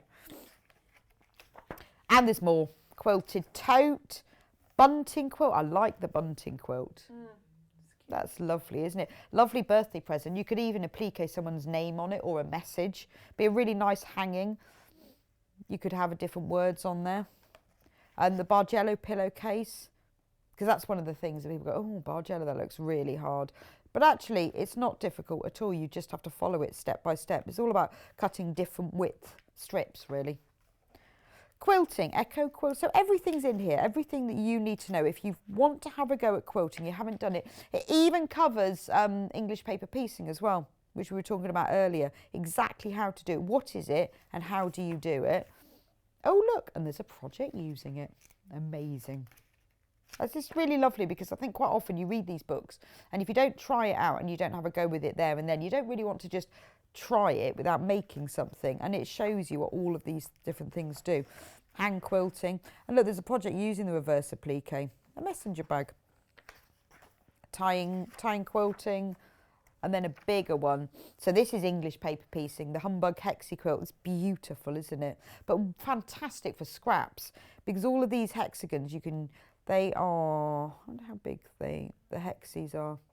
1 inch hexi, so you only need tiny scraps of fabrics for this. Absolutely beautiful. And then all the templates of the book talks about, all in the back. So everything you need to know is in here. So today we are going to make the table runner, which I showed you earlier. That's what it's going to look like. So that's the one that we've got in the picture, and this is the bundle for it. This is the blue bundle, which features Liberty fabrics. So we all know how beautiful Liberty fabrics. For only $34.99, you get 3 meters in total of fabric. So you get a meter of navy, 2 meters of turquoise. Then I'm going to go through the plain ones. Fat quarter of mid blue, fat quarter of turquoise, and a fat quarter of cream, and then you get the Liberty. 3 fat quarters. The 2 big ones, it's 1.5 meters navy, 1.5 meters turquoise, and then a fat quarter of those 3, and then 3 quat-quarters of, look at this one. Isn't that beautiful? And you actually get more than you need. Jude will show us in a minute, but she actually made a bag from her leftovers. So she made the table runner in these beautiful Liberty fabrics. Isn't that lovely? Love the blues in that. They're really vibrant, and they're all picked up in the other colours that are in the bundle. So that is bundle number 1. And then bundle number 2 is Riley Blake greys and yellows. Now this is the Pantone colours of the year. So every year Pantone, who create beautiful colours that are used for design, people use the colours for design, fabric, paint, all sorts. They bring out the colours of the year, and this year it's yellow and grey, well, mustard and grey. So this is very on trend, but it's a lovely colour palette, isn't it? So you get 1.5 meters of mid grey, 1.5 meters of cream, then you get a fat quarter of the mid grey, a fat quarter of the cream, and a fat quarter of this lovely latte. Looks like a latte, doesn't it? I would quite like. It's called silver mink, but it's more like a latte, because I've never met a silver mink. No idea what they look like. What is a silver mink? I've met many silver foxes in my time, sadly, but I've not met a silver mink. So I'm going latte. And then you get 3 fat quarters of these lovely yellow Riley Blakes. This is one of my favourite ones, this one, because it's got like dried roses, rose lemonade, and it's got a reel of string with scissors in the top. So really good for fussy cutting, which I guess you can do with this, can't you? So you can cut out the little parts you need. Now this is the colourway that Jude's going to demo us, so we can see how the colours work together, but it is lovely. Perfect table mat. You can use it for your kitchen table, to use while you're having dinner, special occasions. You could use it for Easter. Be brilliant in the summer when we go outside and you've got your outdoor table and you want to have a really special barbecue, finally have your friends round. It would look really lovely on your outdoor table, indoors or outdoors. And then finally, this one, which is the floral. So we have 1.5 meters of ivory, 1.5 meters of like a sky pale blue, and then a fat quarter, I'm taking the plains out first, of ivory, a fat quarter of wine rose. Well, yes, very dark rose. very dark rose or a very pale burgundy, one of the two. And then we've got 4 fat quarters of the floral. So we've got the lovely tealy background floral. It's very vintage floral. We've got the same fabric. Who is this fabric by? Emily Roses. We've got a fat quarter of the same fabric but with a latte background. We've got a fat quarter of the blue, sky blue fabric with roses, and then a fat quarter of this lovely stripe, which actually will work really well in the table runner because you can cut it so the stripes go either way. So they look really, that's a lovely bundle. So all these bundles are really popular at the moment. So $32.99, everything you need to make the table runner, including enough to make something else as well, because you will get fabric left over. So the book is separate. It doesn't come in the bundle. And the reason we've done that was we know that a lot of you have got the book already, or we know people who want to buy more than one bundle will end up with 2 books. So we've just done them separately to give you a bit more choice, because otherwise, if you've already got the book, you won't want to get another one, or you could give it to a friend, but probably not. So you just have to decide whether you want to go for the blue look, the on-trend mustard and grey look, or the pretty English garden floral effect. Okay. So Jude, Hello. Jude, welcome back. Thank welcome you. back. How does it feel to be a winner? So good. You're a celebrity now. I know, God, no perhaps. So celebrity. So how did you find the book and the pattern? Really easy to work from. Yeah. I was a bit nervous about doing it because I'd not done quilting before. Right. So what do you like sewing? What's your thing? Homeware is mine, but Okay. more so like cushions or like planters or little like buntings and wall hangings, things like that. Okay. I do a lot of patchwork because I do a lot of like upcycling and use a lot of found fabrics and things like What that. do you make? I do, well, I'm like pretty plant obsessed. Okay. So I make a lot of like fabric plant holders and things Oh, like nice. that, like patchwork ones From are there. patch. Oh, lovely. Yeah. Love going to the car boot with my grandma. And your own dungarees as well. I know, I lockdown. love those. Thank you. Were they from a kit? No, I bought the like a digital download pattern. Oh, okay. Yeah, through lockdown and just And tried just to did do them. them. Yeah. They're brilliant. So go for it. And there you are, now you're on telly I know. in your own dungarees. I love them, they're really nice. Thank They've you. got a nice back to them. Yeah. Lovely. Anyway, it's lovely to have you back. So, Thank you. where do we start with this? So. Because it looks really complicated. Yeah. It looks daunting to begin with, but I think once you get into it, then you realise like, oh, easy peasy. So. Right. If, like, once you've got all your fat quarters and everything like that, you want to get your squares So, just to cut talk me out. through the bundle a minute, I've got these Yeah. 2 big bits of fabric. What are they for? They are for the backing. So the backing and the binding, Is one fabric, It's one which you've used fabric. the navy for. yeah. But you And could do it the other way. You could do it the other way, just preference really. Okay. And then this one is for the... It's for the border.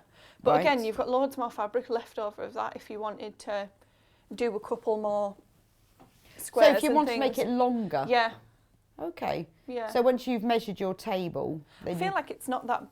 It's nice for like a coffee table or something like that, Yeah. but like dining table. but you could put it longer. back down the centre, I guess. And if you use like an insulating wadding, you Yeah. could put hot things on them.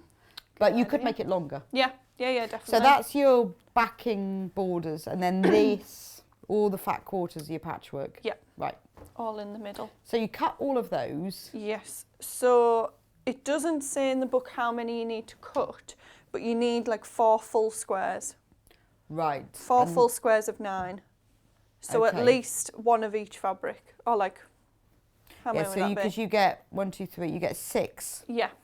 So Okay. 4 of each fabric, and then double up on some of them like I've done. 2, Oh, okay. 2, And you make 4 of them. 2. 4 full Yes. cubes. So if you want to make it longer, you could just cut more of those, work it out. I suppose you could make them a bit bigger. Oh, yeah, that's true. But if you just wanted to follow the pattern, so Yeah. whatever you've got left, if you just cut more, made more 4 squares. Yeah. Okay. And then just completely, it's up to you. And then what you would do is obviously press it and then it's nice and I don't know flat. whether you have got the iron, but I don't know if Yeah. it's turned on. You might just need to turn I'll give it a quick There you click. go. Nice and pre-pressed. And then... And I think the ironing mat, if you need it, is just down it's just beside you. Thank you. And then what we do is if you line the 2 seams up there, Right. and there's 2 at the bottom, because it looks really complicated as if you've done like small It does. I couldn't sections work and it out. things It like looks that. like you've cut rectangles and tiny squares and big squares and then joined them all together. It looks very time consuming. Yeah, I know. I was thinking, I was like, God, it's going to take me forever. But it didn't actually. I managed to get it done in a day. Wow. So if you're That's keen, good, isn't it? you can crack on. Yeah, and you're not even a quilter. I know. But if you really crack on with it. Yeah. Yeah, because if you had to cut all of those little rectangles and squares. Oh, I know. And trying to match get them seams, exact and everything, it would do your head in, wouldn't it? It would. I couldn't be on with it. So, let's do it this way. So then you want to be cutting just right through the middle, like a X through the middle. Okay. And then, so it's easier too, because the fabric can warp a little bit once you've ironed it and things like that, just because I didn't wash mine beforehand, which generally you should do, just for a little bit of... I can't be bothered. Oh, I can't be. I know, life's too short I did to for pre-wash these just fabric. in case they shrunk. Yeah, I do. I don't want to put them on and be like... If I'm dressmaking, well, I don't even do that all the time. I try to. And if I've got a fabric that's really red and I'm mixing it with other fabrics. I know. I made a penguin quilt, that had a lot of white in it, so I did wash the black first, just in case. Other than that, I'm just too impatient to pre-wash. I am as well. So I didn't bother. Okay. And this is how it turned out. So And it's fine. It's fine. So you cut it in half. Yeah, and then each one, again, see, it's easier to line up the little seams, takes no time at all. And then press, well, you don't have to press it. And then a quick snip. Some nice sharp Also, I guess, scissors. you probably don't use a rotary cutter for that, do you? Because otherwise you'd cut some of it off. I prefer scissors, to be honest. Okay. I don't know why. Maybe I just don't have a Some cut. people just do. I guess you I don't have could. a cutting mat You though, could measure so- it, and Yeah. that's probably half the problem if you don't have a cutting mat. I do a lot of it on my floor at home, so it's probably not best cutting up the carpet. No, because it would cut through your Oh carpet. God, yeah. Right. So now you just. Oh wow. So I have to figure out where it was. What was it like? So the runner itself is the width of 2 of those. Yes, I've got it all. So modelled does up it tell now. you which way round to do it, or is it very much you choose? It says, I've followed the instructions of the book, so this is what it was like. It says turn 2 of them like 90 degrees, but you can just do what you want with it. So I've cut another one here, and it's a little bit easier if you do it with 2, because then you can kind of see the repetition as well. Well, I guess if you've done all of them, you could lay the whole thing out, couldn't you? Exactly. And at that point, you would know how big it's going to be, and if you Yeah. want it to be bigger, you could then Yeah, put that to one side and make some more 9 squares yeah, definitely. to make it bigger. Definitely. And I think once you're happy with it, I just turned for this one a little bit this way. So every other one, turning it. So then you can kind of see like the 2 match up and Yeah, but then you could, once you've got the whole thing, yeah, you could twiddle them around. just yeah. So that's one that I've already pre-sewn. Oh, okay. But again, just do what you want. I mean, you could do it just as is if you wanted just a normal patchwork. You wouldn't even have to cut them up Yes, that's true. if you're happy So with once that. you've decided, then what? So then, what we do is if you are happy, you have to remember which way you sew on them. Right, okay. So you're probably best to lay it all out. Lay it all out. If you've got a nice desk or a nice bit of space in your house. Yeah, you lay it all out on your table. Yeah, Unless it's going to be an outdoor table yeah, true. and it's raining. Oh God, no, the minute. So then, nice and simple. So you just, it doesn't matter about matching up the seams or anything like that because it's not. Oh, okay, because the seams aren't... Yeah, and once you've got it all together, it's not going to matter. So you don't have to be, if you're not like perfect at getting everything straight Right, and things like it's that, fine, you don't it's worry fine. yourself. Don't stress yourself out. It's meant to be fun.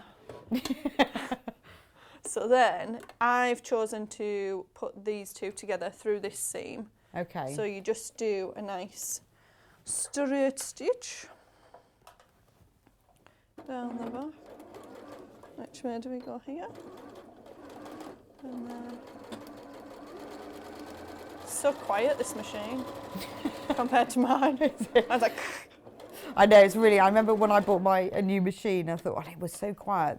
I used to live in a house that had quite thin walls, I think, and I never used to sew past about 10 o'clock at night. oh, I know. And then I got can't. a new machine.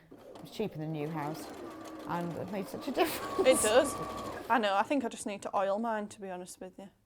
I got a new one for Christmas though, so I'm excited to whip that out. Oh, surprised I sew after 10 o'clock. Of course I sew after 10 o'clock. Just hand stitch. Yeah, doesn't everybody sew after 10 o'clock at night? Oh, yeah. Oh, you see, people, they just don't understand. I bet there's loads of you out there. Who sews after 10 o'clock at night? You know when you get into really into a project, Yeah. and you just think, I just want to see what it will look like if I add on. You just get into it, don't you? And you Yeah. don't want to stop. I think I'm more productive at night as well. I'll have like a stage where I'm really tired and I can't do anything, but Yeah. about 8 o'clock in the evening I sort of get a second wind. Yeah, and you're like, let's go. And if you're in the middle of a project, I bet loads of people sew after 10 o'clock at night. I know. I just have to stop so my dog doesn't bark. It's the only thing. There we go. So nice and easy. Okay, that was really quick. Really, really quick. That's the thing. You can And then spend all day doing it, or you And can do you just press the seams open or to one side? to one side because I'm lazy. Okay, no, well, not really. It's I just, probably just as easy. if I was trying to be a pro, then I probably should do it open. 'Cause No, it might lay a bit most nicer, quilters but- will press to one side. Well, So there you go. There we You're go. a pro without even knowing it. who knew? And the reason for that is because then if you sew and then cut, the seam isn't secured. And if you press it open, it will come undone. But if you press it to one side, it won't. so But clever. also, when you're joining together, Yeah. you nest the seams. So you're a quilter without even knowing it. Who Dawn knew? Learn says- something new every day. So then again, next step Yes. is, so we've got the vertical, we just need to go horizontal now. So Okay. flip on top.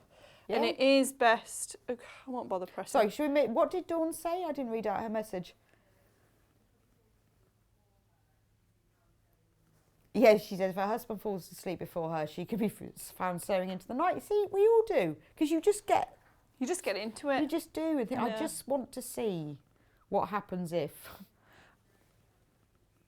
Oh, and she's very excited to see you back as well. That's nice, thank 'Cause you. she loved your first show. Oh, my reindeers. Yeah, and you were Aw. natural. Oh, thank you. Thanks, everybody. And a message off Penny. I've just ordered both the books. My little girl is 7, is becoming interested in sewing. So for her future sewing, she'll have the books Aw. out. But well, I think that's brilliant because She'll honestly, love that then. it's great, isn't it? I Yeah. think the dressmaking book as well covers a lot of upcycling. I think I might get that one. It's I'm really interested, good, isn't yeah. it? Yeah, I'm keen. Just things like, just the basic, like how to hem your jeans. I know. People bring their pants and that for me to hem, and I just think that it's so easy. I mean, I'm happy to do it, Yeah. but Pants is trousers. sorry, trousers. Trousers. Yeah, not underpants. I know, we were I talking wouldn't about do this. them. We were talking about this earlier about They'd have different to do things that in themselves. DAPs. What do they call shoes that you wear to PE, where you come from? Just trainers or gloshes. People say gloshes. I don't. Oh, goshes. Gloshes. Well, my dad would say gloshes.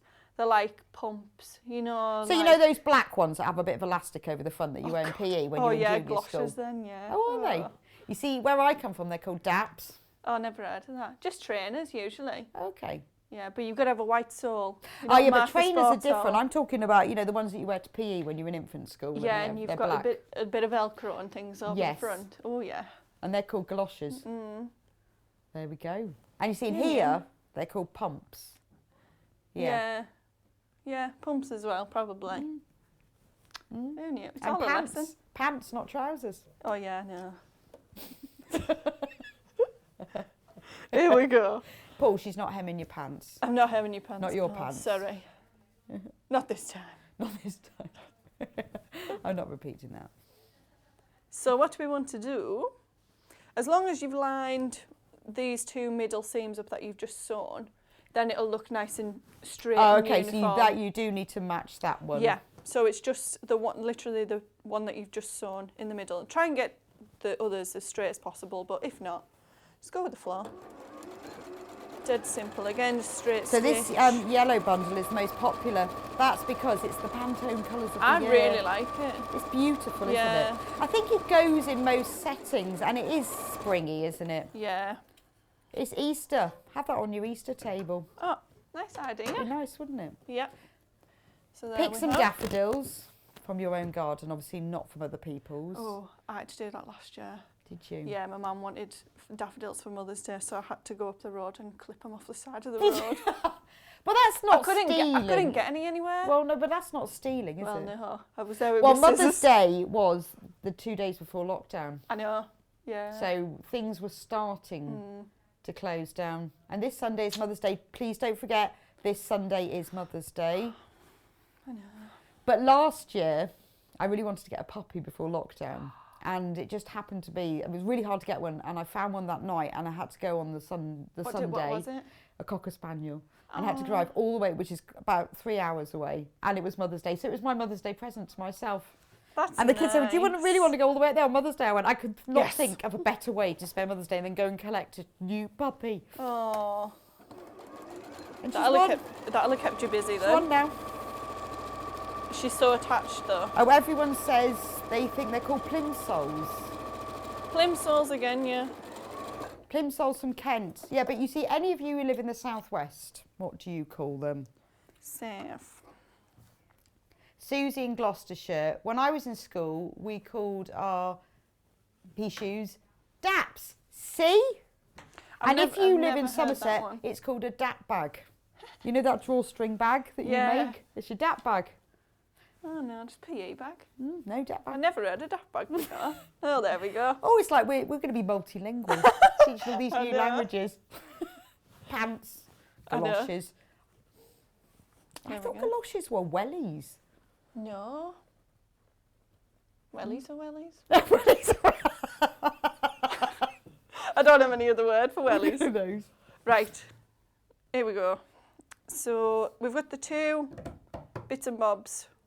So there's one earlier. So that already is coming together. Yeah, that's really nice. So at this point, you can go, oh, I do want it to be longer. Yeah, definitely. Or even wider, because at this point I was thinking, that's a bit narrow. But then once you've got the... because it's got that. But if you wanted it wider... Yeah. So Or, it's actually, you could use this as a project for, you know, for something bigger.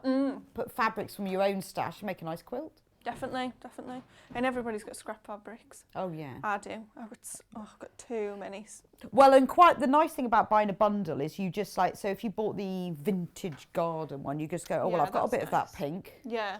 I've got a bit of that colour, and then you just mix them all together. Mismatch. Yeah, definitely. Make a nice plant pot, that. I know. Be a Can't- big plant pot, though. Can't wait for all the charity shops and things to open again so I can go and get my stash.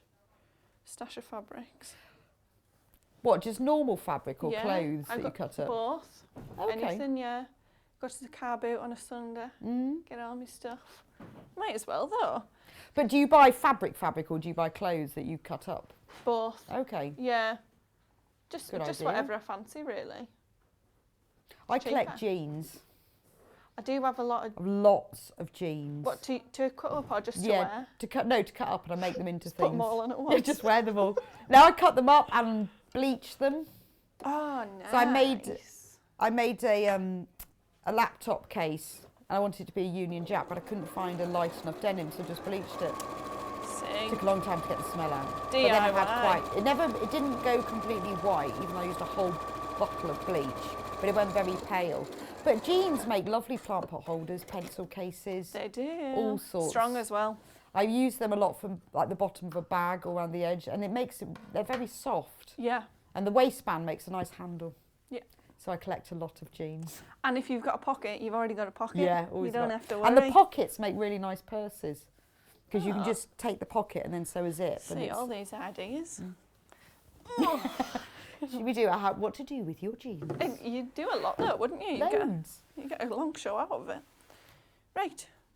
So now you've got So lots. So from them 9 squares, you've managed to that make is the 9 something. squares. That's amazing, isn't it? Oh well, 2 lots of. 2 lots of 9. What's that, 18? Yeah. Quick maths.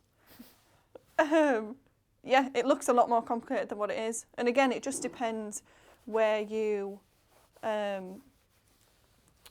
place your pattern pieces and things like that. Give it a quick iron over. Again, not the neatest, but works out fine in the It's end. fine. That looks lovely. And because it's all sort of turned different ways, you know, if you don't match all the seams, it really doesn't matter, Yeah, does it? I know, like that one's maybe a mil off or something. Not that I'm a And- perfectionist. And once it goes into the wadding, it'll flatten. It Yeah. sort of absorbs all of that. And you can quilt over it and things, just distract from the... Distract. I know. I think, do you know, often people are put off by saying, they go, oh, I'm not good enough, I can't sew straight. Well, just, you know, the more you sew, the better you get. 100%. But in the meantime, it actually doesn't matter, No. really. It's your No. sewing. And I think, like, even with this, I have been sewing for as long as I can remember now. But even with something like this, I would look at it and be like, oh, I won't do it because I might not be able to manage it. But then you do it and then I'm like, oh, well, I can, Well, I can do that. yeah, the world's my oyster now. Unless you're entering a competition. Oh, yeah, I know. I And then there are know. very strict rules about what you can and can't do. Yeah, I know. Even that was a big thing for me. I was like, oh, God, I don't know whether I'll be good enough. Well, there's only one way to find out. Here I am. There you go. What's the worst that can happen? Exactly. I know. So, yeah. They could say no. Yeah. No, not good enough. But then you just are. Then you are where you start. So if you've not sewn something full, what's the worst thing that happen? It goes Exactly. wrong. Well, that's where you were when you started anyway. Yeah, you're not losing anything, are you? Give it a go, everyone. Why not? So, yeah. So then once they're all sewn together, so it's literally just straight stitches all Okay. the time with Yeah. that. So even if you weren't any good on a sewing machine, you could hand stitch it. It would take you a very long time. Yeah. But Well, you could. They used to do that before they invented sewing machines anyway. yeah. Take it back. Just slow it down. Just Take go it back really to the old slowly. times. So this is with the 4. Oh, You can okay. see. So it's quite long as it is. So you put borders down the sides and then Yes. across the top and bottom. I think it's about, I think you can do it either way, but I just found this a bit easier. And the width of this, just the patchwork, is about 25 centimetres. Right. So I added, and these are all 10 centimetres wide. Okay. So I added 10 centimetres to either side and then down Okay. so it was just easier, I think, to do. And then it's a bit neater. You match it up a bit easier if it's, Okay. So you've got about if you 15 do the minutes sides left. first. How long, sorry? 15. Okay, doke. Loads That's of time. We don't need to rush, which is nice. I like the grey around the edge. It's nice. It makes it a bit more like neutrals for any kind of time. So it's not yeah, too... so you could put cream or grey. I think it'd be a bit much if the yellow was Yeah, around might be. the edge. It'd If be you a bit, wanted it super light yeah. around the Yeah. edge. So yeah, once you've done that, you just again line it up with the edges, nice and simple. And then do your straight stitch again. You can pin if you want to be a bit more safe, but again, That's up to you. yeah. If it was your first time, you might just to be Diane used to call the pea shoes sand shoes. Where's she most have lived by the beach. safe. Sand shoes for inside. No, for these peas, yeah. And penny black. In Glasgow, they're called penny blacks. Never knew that. Really? God, bringing everyone together Also- through shoes. Angie messaged in. she sets an alarm when she's in her sewing shack because it's often the middle of the night when she's realised she's still sewing. Just get carried away, don't you? I know, but I did yesterday. I was actually doing the next bird of the month and I just wanted to finish it. And I'm thinking, oh, I've got to make tea and I really don't want to make tea because I really want to get this Yeah. finished. And How late was I up last night? I wasn't sewing then. I went to bed about 10:30 last night, 11:15. And I did get up at 3:30. So I actually was in bed at just 3:30 after in 11. the morning? Yes, and I was in bed just after 11. Yeah. What are you doing getting up at that time for? I know. But on the way home, I'm always a bit tired, so I do save my omnibus edition of The Archers for Monday, and then I listen to it on the way home, and it keeps me awake. There we go. And Paul said that's not very cool. Actually, The Archers comes from around here as well, from where we are. So it's all set around here. I don't think I even know what it is. I've heard of it, but I don't know what it is. It's a soap on Radio 4. Oh, I don't listen to Radio 4. Oh, it's brilliant. It sounds like it's all sort of WI and jam making and farmers, but there's a lot of scandal. You seen Jam in Jerusalem? Yes. It's good, isn't it? Yeah. I like that one. You should listen to The Archers. It's only 13 minutes a day. It's on 6 days a week, and you get the omnibus edition on a Sunday, and that's what I listen to. And there's Just go. always someone having an affair with someone, and loads of intrigue. It's Just drama. It's brilliant. But you can listen to it on the road. It's great for listening to when you're sewing, and also keeps you awake when you're driving because you've only had 4 hours sleep. I know. So. And the omnibuses edition is on a Sunday, which is the whole week, you see. So I save that. And then just blast Listen it to it, out it's brilliant. all at once. Easy peasy, look at that. That's fantastic. I really like that colour. Lovely. So then this is where, I suppose you wouldn't have to quilt it if you didn't want to. I've just gone for a very simple quilting effect. Yeah, I think the thing is though, with it being a well, no, you wouldn't have to quilt it, I guess. But if you wanted it to have a bit of, if you were going to texture put and things, everyone loves a things bit of on, texture. and you can buy. Do we have insulated wadding on the website, Kat? Yeah, Thermalama Lama Ding Dong. And if you use Thermalam, maybe 2 layers of it, depending what you're going to put on. 1 layer is fine for like a placemat. So we do have Thermalam on the website, and if you and then you could put pots on it and things, and plates. But that'd be really nice, actually. I think you don't need to quilt it, but the quilting It's just nice. sort of gives it a little bit of texture. And again, if you're not experienced in quilting like I'm not or anything, I've literally just gone for a nice straight stitch there and then a little bit of a wiggle. Yeah. So It took me years before I could go off straight. Like, years. even if you just did traditional up and down, it'd be nice just to Yeah. give it something Yeah. a bit of. So then, once you've done all your borders and everything, get your nice sheet wadding, lay it on top, and then choose your backing fabric. I've used the Does Debbie ivory. explain all of this in the book? She does. It's very, does. She very, does. very simple, actually. And she's got, if you're not sure on the quilting and things like that, there is a section for quilting patterns and things. Oh, okay. So if you weren't sure about it, there's something about templates and things like that. I don't know if she sells them or... Oh, yeah, so it shows, choose how you're going to quilt. I've used a stencil. Yeah, See page 23. yeah, Oh, yeah, how to do quilting. yeah. So it's all in there. So if you're Yeah. not sure at all, That's quite nice, actually, because each bit she says what page you need to go to. yeah. So then just make sure your right sides, or wrong, yeah, right sides together. And your wadding's in the middle.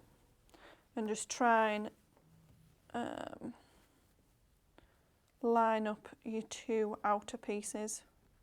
Doesn't matter if the wadding's a little bit big or whatever, because you can trim it afterwards. Better if it's a little bit bigger to begin with. And just pin this. I suppose if you got that iron-on wadding, it might be a little bit easier. It might not move around. You're a little using bit. just our normal Yeah, simple. polyester craft wadding, but if you use the H640, or was it H460? H640, which is basically iron-on wadding, Yeah, then you can just press it into place. yeah, which might be a bit easier as well, and then it's not as fiddly. But a lot of sewing's very fiddly, so I always get really confused when I put these together, and I finally worked it out, but I do mine, I guess, I always put my front and back right sides together and then put them on top of the wadding. She does it this way, but I guess it just all turns out the right way then, doesn't it? I don't even know which way I usually do it, but today I don't know. It says this, it does say, place your quilt top over the wadding, and then place both these layers over the wrong side of the backing fabric. As long as I don't know, just leave a gap, whatever you do. Just leave a gap. Leave a gap so you can turn it the right way around. No, it's exactly what she says. Oh, is this? And then you just do whatever quilting you want. Oh, no. Actually, yeah, you're right. I suppose you could do it this way, but on the other one.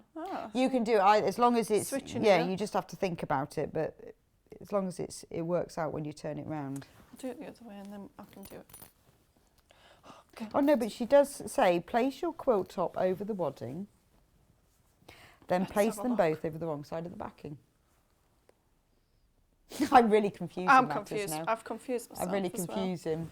I think, oh yeah, for this one, it doesn't need to be because you're doing your binding around the edge. It doesn't need to Yes, be you're not flipped. turning it inside. There Yeah. we go. Now we're But on if it. you were if you were turning it inside out, you'd have to do it that way. Yeah. Depends whether you're bagging out. That's what they call it Is it when you turn it inside out. technical? But if you're doing it and you're binding it, then you do it that way. Oh, it's And getting all again- squishy now. Yeah. Binding's all in the book as well, which See was page 50. another thing that I'd never done before and was very like daunting to me. And I did, not gonna lie, I did have to redo it a couple times. So I was there unpicking it. But it's good as well because she shows you how to join yeah, strips as well. yeah, Shall I show you? especially So look, she shows you here how to join binding. yeah. So quick. And how to cut it on the bias. Oh, and how to use a bias binding maker. I love those. See, I didn't have one of them, so I took my time, but They're amazing. I didn't use one for years and years because I thought, oh, they're really cheap. They're probably rubbish. I've not But they are used really one, cheap, but they're I amazing. probably should have because it did take me a while. Well, I don't know. I mean, it depends how you're doing it. If you're just sewing it on the right side and then turning it over to the wrong side, you don't need one of these. This is if you're needing ready-made where it's Yeah. already done. But the way that you did it, you wouldn't need one. But they are amazing things. And it's a nice thing to do because then at least you've got the same colour. Yeah, because you can never get binding to match. So is it the do you use the backing fabric to bind it? Yeah, I have done. So it's just strips. Obviously you cut on the bias, so you cut Yeah. diagonally and then it's got a bit of stretch and curve to it. So then once you've got this, all you need to do is sew a nice straight line around all the edges. And then what you can do as well, if you have a little pen, there we go. So we've got a pen. Friction Panic pen. over. I just use these because you can. I love friction pens. They are It's available on the absolute website. lifesaver. They are my favourite things. So for this one, all I've done is simply like. I know. I just think they're amazing because I know you're supposed to test them first. I don't anymore because I've never found they don't come out. Yeah, I know there will be one day they don't, but they're just amazing. yeah. I feel like they do dry up quick, but I think They do. Just in my sewing room, it's that hot. I think But I it's because think I the often ink leave the just- lid off. Yeah, I do as well.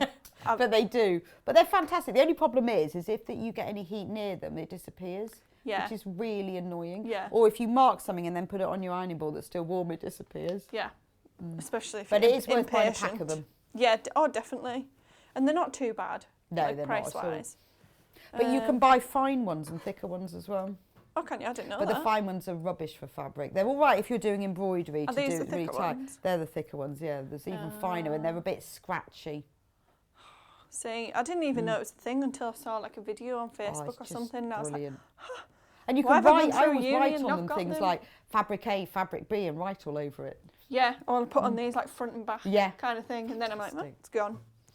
So yeah, especially if you wanted to go through the book and it's got some patterns and stuff that you can look at, or like me, I've just done a few squiggles and wiggles, or you could do a full one over it and things like that. Yeah, or use the templates she says in here to use Yeah. templates.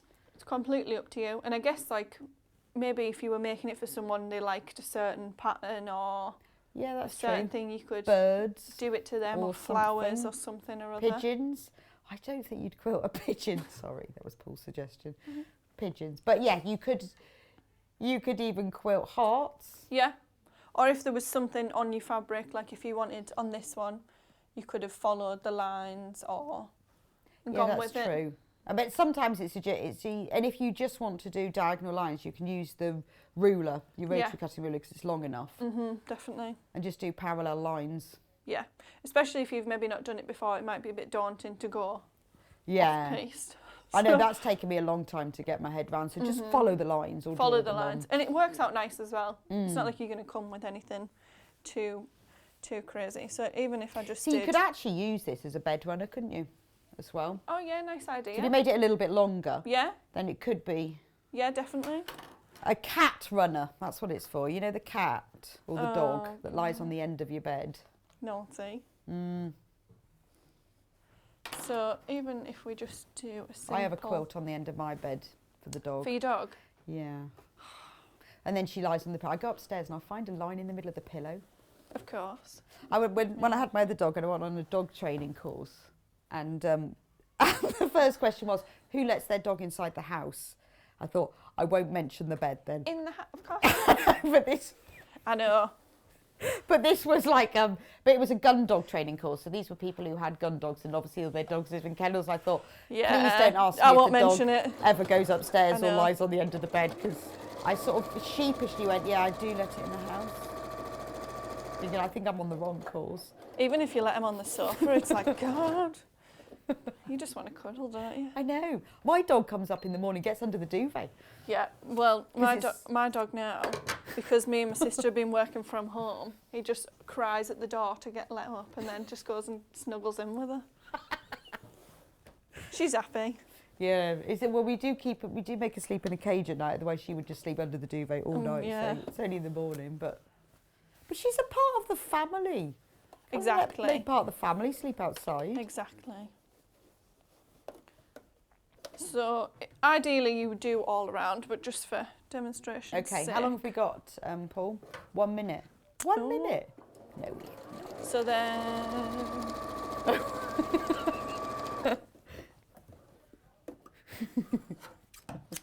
just keep going with that really.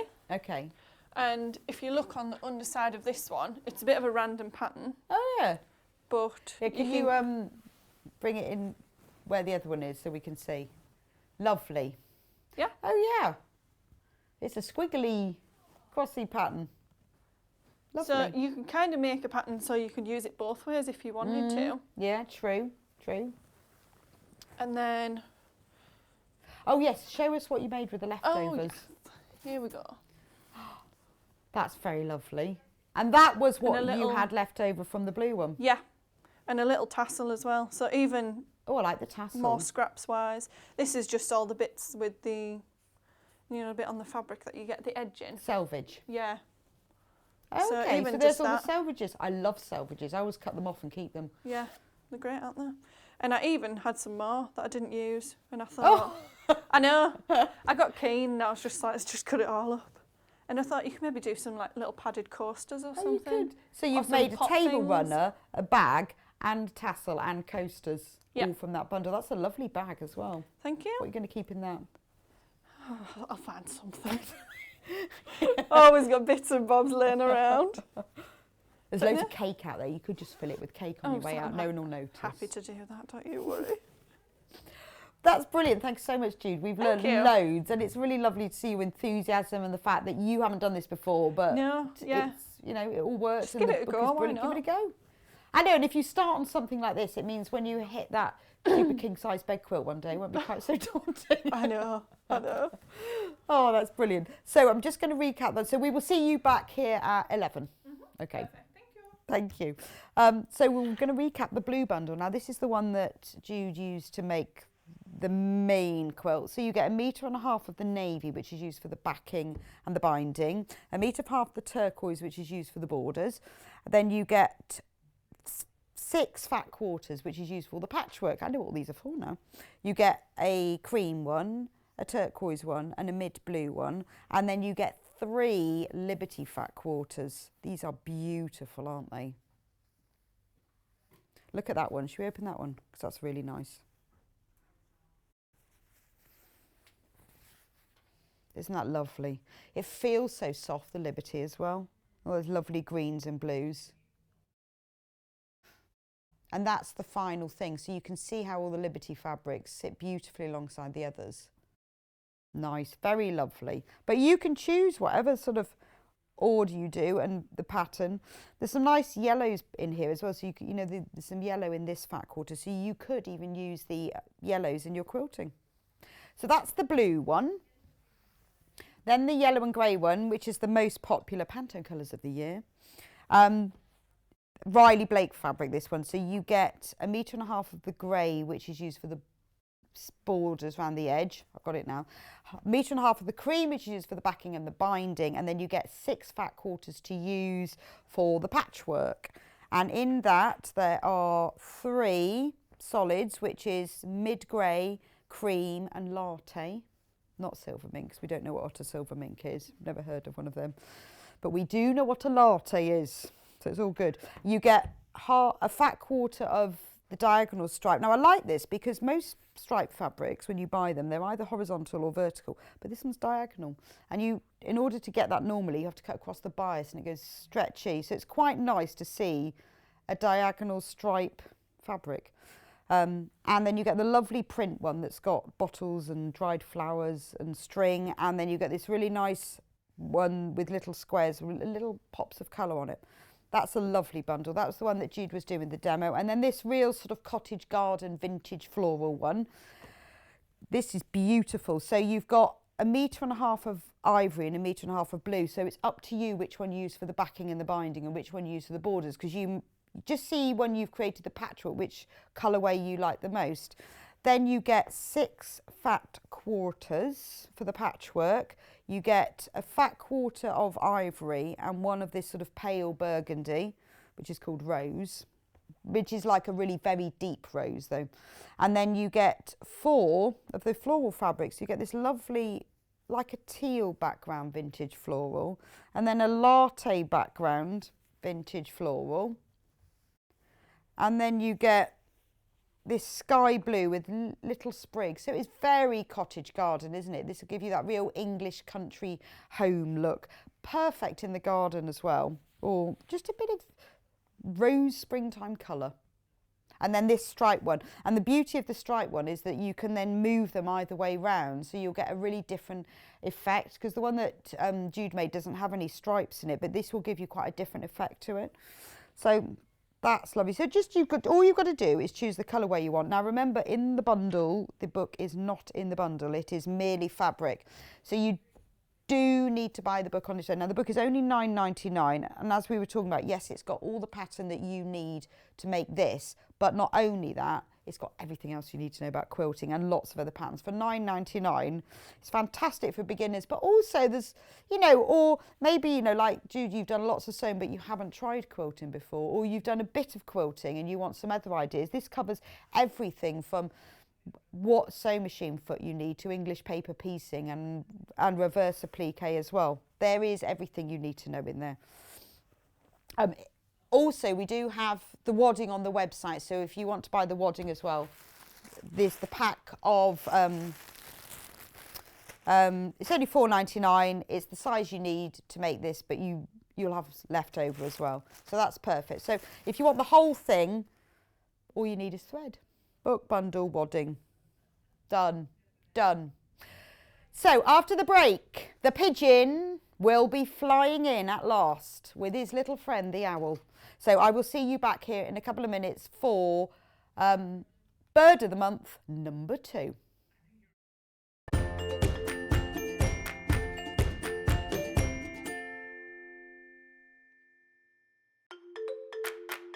Follow Sewing Street and Yarn Lane on Facebook and Instagram to keep up to date with what's coming up on the show, as well as being the first to know about our amazing offers. Get involved with our competitions that are exclusive to social media.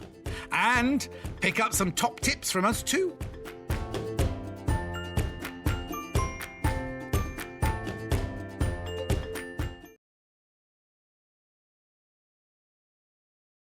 Hello, I'm Catherine Wright.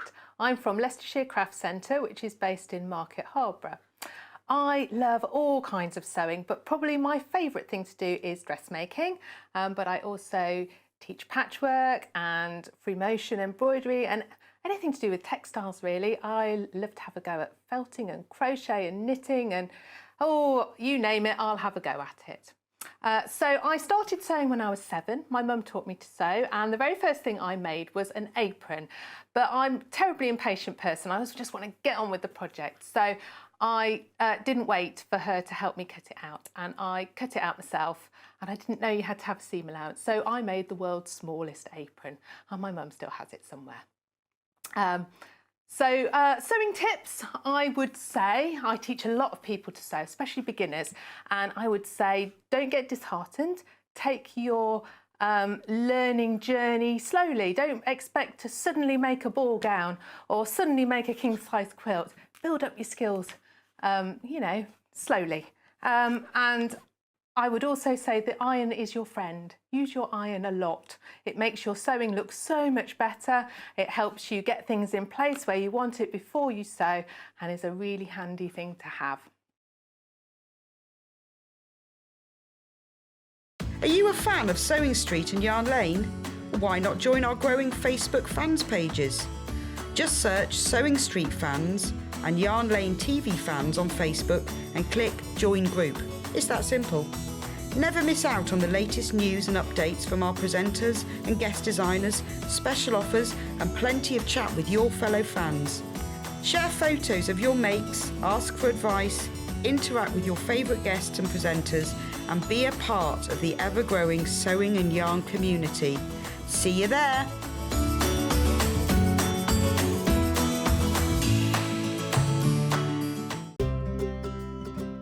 In need of a crafting fix? There are so many ways you can watch Sewing Street and Yarn Lane. Sewing Street is live from 8 AM to 1 PM every day on Freeview 72 and Sky 670. Alternatively, if you want to watch us on a tablet or on the move, you can tune in on our YouTube channel, the Sewing Street app, or the websites at www.sewingstreet.com and www.yarnlane.com. You can watch past shows on Sky 670 from 1 PM every day, as well as our YouTube channel, the app, and our website. Yarn Lane is on from 12 PM to 1 PM. Visit our programme guide to find out when and what's on. So you never have to spend a minute without us.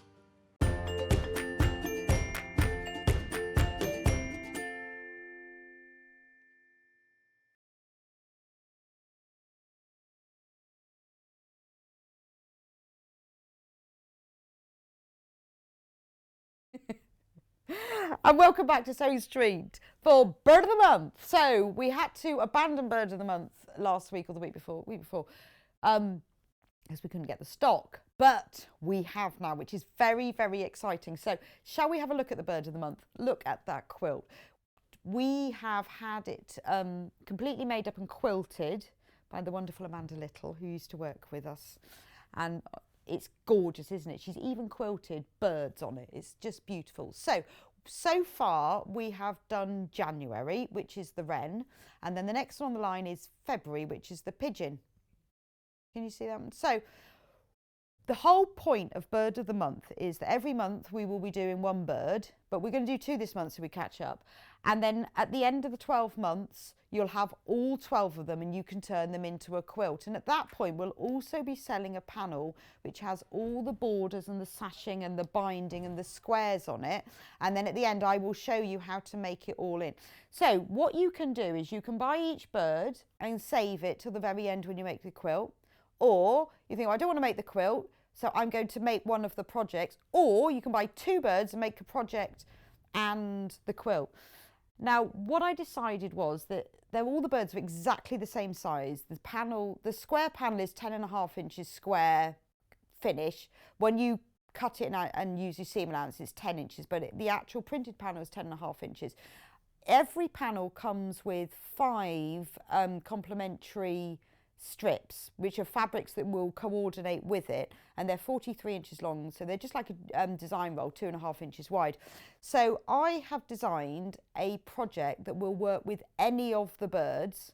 So for example, in the January wren, I did a cushion, but those instructions you could use with the pigeon, or you could use with the blue tit, or in December you could use with the robin. So today is a messenger bag. So, but you could use January's panel to make that, because the way I've written in the instructions, I haven't mentioned the bird, I've just talked about how you cut it out. So over the period of the year, you can collect all 12 instructions. So you can use them for other things too, obviously, because it talks about the size of fabric in it. I tell you what fabric you need to cut. Many of them you need a little bit of extra fabric, maybe only ½ metre. You might need a few other things. I've got some really good plans of interesting things you can do with the bird over the whole year. I did April at the weekend. So let's start today with the bundle. So there's various choices, 3 different ways you can buy one thing. So should we talk about pigeons? So the first way to do it is buy the bundle, and in the bundle you get pigeon bundle, you get the panel. Should we have a look at it? So there you get, on each panel, they're all the same, only the birds are different. You get the bird, you get 2 bird labels, so you can use them, and each of the instructions that I've done, I've used mine, but you don't have to. You can use them for other things, you can use both of them, but they're 2 different colours. And then, because this fabric is wide, you get 5 2.5 inch by 43 inches long strips. They're all coordinated, using colours from here. In the instructions I've written, I use most, if not all, of these, and then I might use something else as well, but they are always partly, as much as I can, used in the project as well, because they're coordinated. So in this bundle you get the panel, which I'm going to fold up again. You get the instructions, which is to make the messenger bag. So in the instructions, picture on the front, all the stuff, it tells you everything. It tells you everything that you need to buy, so that if you're using it for something else, or using it for another bird, or you just want to use it with your own fabrics, whatever, it tells you everything that you need to buy, the method, how you cut it out. It's got all the photos, because they're produced by me and Amy for Amber Makes, so you know how they all work. Picture and all the everything you need to know. But remember, you can use this for any bird. So if you bought the wren and you want to make a messenger bag, you can use it for that. And also in this bundle is ½ metre of the slate fabric, because I have used this for the lining of the messenger bag, and I will show you that. In fact, I'll show you now, so you can see that if you use the slate, it is the fabric that I used to line the messenger bag. So it's on the inside. So there wasn't, I used the panel on the back, and I used the panel on the front, and I used the panel for the sides, and this one I put pigeon on the back. You could put it on the front or not at all.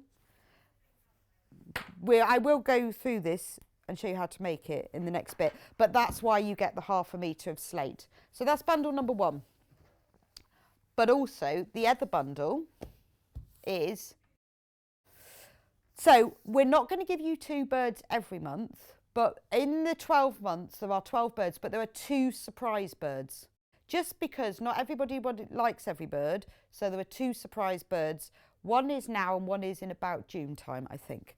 So the surprise bird is the owl. Can't see it on that because that's the messenger bag instructions. So in this bundle, should we have a look? Because he's very lovely.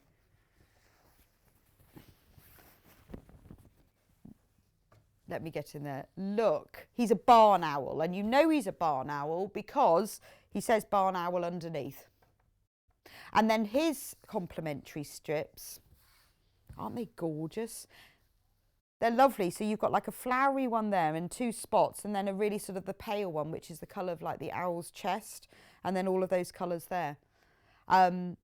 So in this bundle, you get the owl panel. Now, you can, if you're buying this to add to your quilt, you can buy this instead of the pigeon, or you could buy it as well as the pigeon and think, actually, I'm going to keep it because I might swap it for one of the other birds.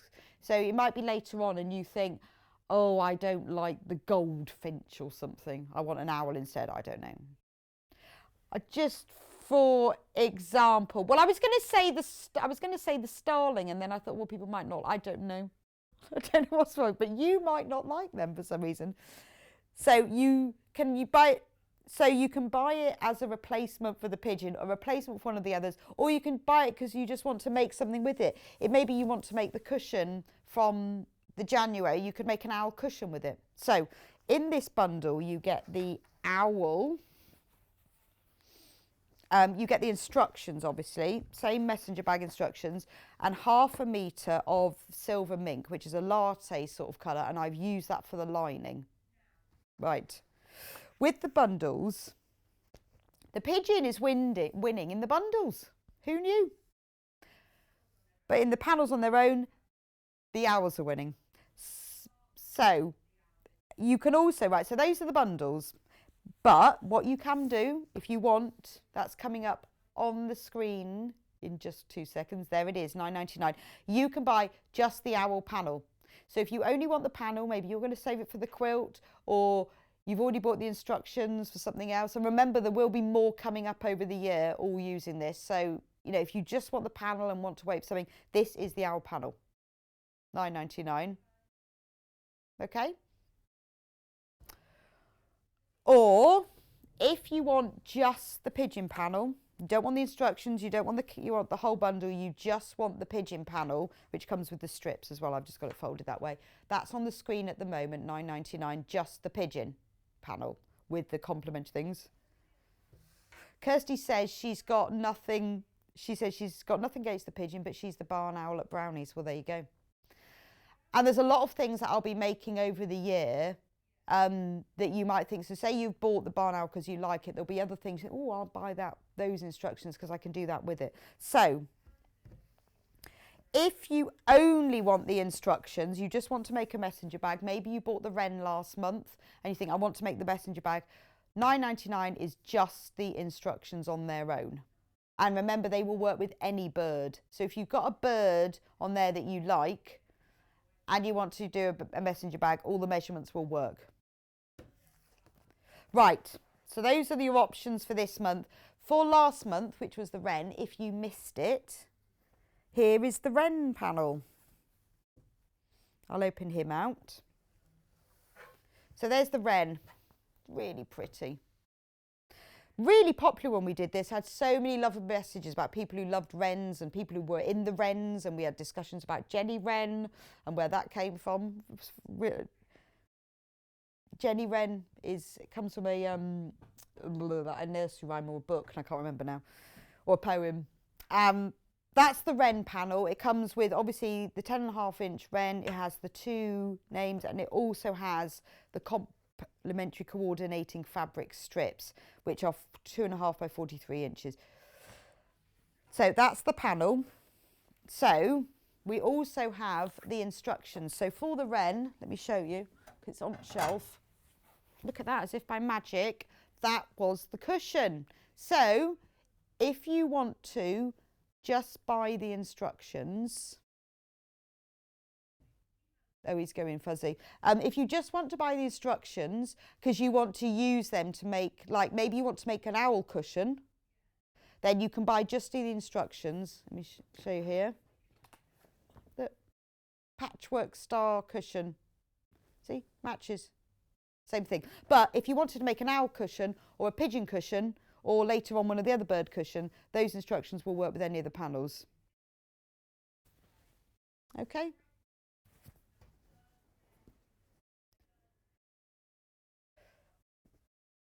So more, like I said, can you have a bird, a third square block? Oh, what? So and then you could make a bigger quilt. Oh, might do. You never know. Well, we did the owl by popular demand. After all, you pigeon haters out there. Yes. So you never know. You know. I like pigeons. So all of these very big choice. You can buy the wren panel, the patchwork cushion instructions. You can buy the pigeon panel, the messenger bag instructions, the owl panel, the bundle with the pigeon and the bundle with the owl. And I'll be testing you later. Now, half the stock of the barn owl has already sold out. Is that in the only barn owl panel on its own? So, if you do want it, you'll need to see it. Now, I'm going to show you how to make it now. So here is the messenger bag. Let me show you how it works. So obviously the pigeon features on the front. it has a magnetic fastener. These are available on the website. And then it has an extra strip across the top to make it wide. You've got the panel on the back with pigeon. And then it's very simple. It has D-rings and then a shoulder strap. But inside, so I used all the panel, there is a pocket using part of the panel. Rita said, can we do a woodpecker? We had so many, I tell you, kingfish. Kingfisher we had a lot of requests for. So this really nice, really useful little messenger bag. Just perfect, bit of shopping, put a few things in, you know, nice, great for feeding the pigeons. But, you know, if there's any birds you specifically like, I mean, I made a messenger bag, obviously, because messenger pigeon, messenger bag, that's the theme. But it's just a really nice little bag, very useful, and all you need is the panel, 1/2 metre fabric. So I'm going to show you how to do it in the barn owl, since we've got a choice. So what you do to start with, in the instructions, which I'll find here, it explains about cutting out, tells you how to cut out the strips. Now what you do is, when you get all, let me open one of the panels and you can see, read them, please do read the instructions first. Don't start cutting out all the strips, otherwise you'll go wrong. You cut out one of the strips to use for the strap. The other strips you keep together. So don't just go ahead and cut them all out, otherwise you won't be able to get them back together, because the back of the bag is formed. If I put it down here, you can see how the back of the bag is formed from all of these not cut apart. So do follow the instructions, otherwise it won't work. So cut everything out to start with as it tells you to, and then you can start making the bag outer. So let me get that bit. I think the colour, the silver mink, we have no idea what one of those is, works really well with this, because I chose it because it matches really nicely with the colour of the owl. So you cut out the bird, and then you cut the bottom into little curves. Let me show you that. But I do explain in the instructions how to measure, so you cut those curves so they look nice, because I played around with it a bit, how far up I started. Because when I cut a curve, I always measure from the corner in and the corner up. And I've given you those measurements so you know. You then, once you've cut out all your pieces, although you cut the back and the flap as 2 pieces, you do cut them other. It is explained. You then have an extra strip for the top gusset outer, and I do explain about labelling the strips so you get the right colour. So you cut the top gusset outer. It's a nice word, isn't it? Top gusset outer. And then you sew that on. All of the everything on here is done with a 1/4 inch seam allowance, which I struggle with because I normally sew metric, but because everything was measured in inches, I did mine in inches. So you just sew this together with a 1/4 inch seam allowance. Now see, I wrote on the top of mine, top gusset outer, in a friction pen. And then I was pressing it this morning, and I thought, oh God, really must not. Ooh. Well, you see, the thing is, I had all of this ready for when we then couldn't do it, so it needed repressing because it had been sat in a bag ever since. So I thought, oh God, please don't do that. So you do that, and then I would just press it over to one side. You can press it open if you like, but I'm going to press it to one side. So.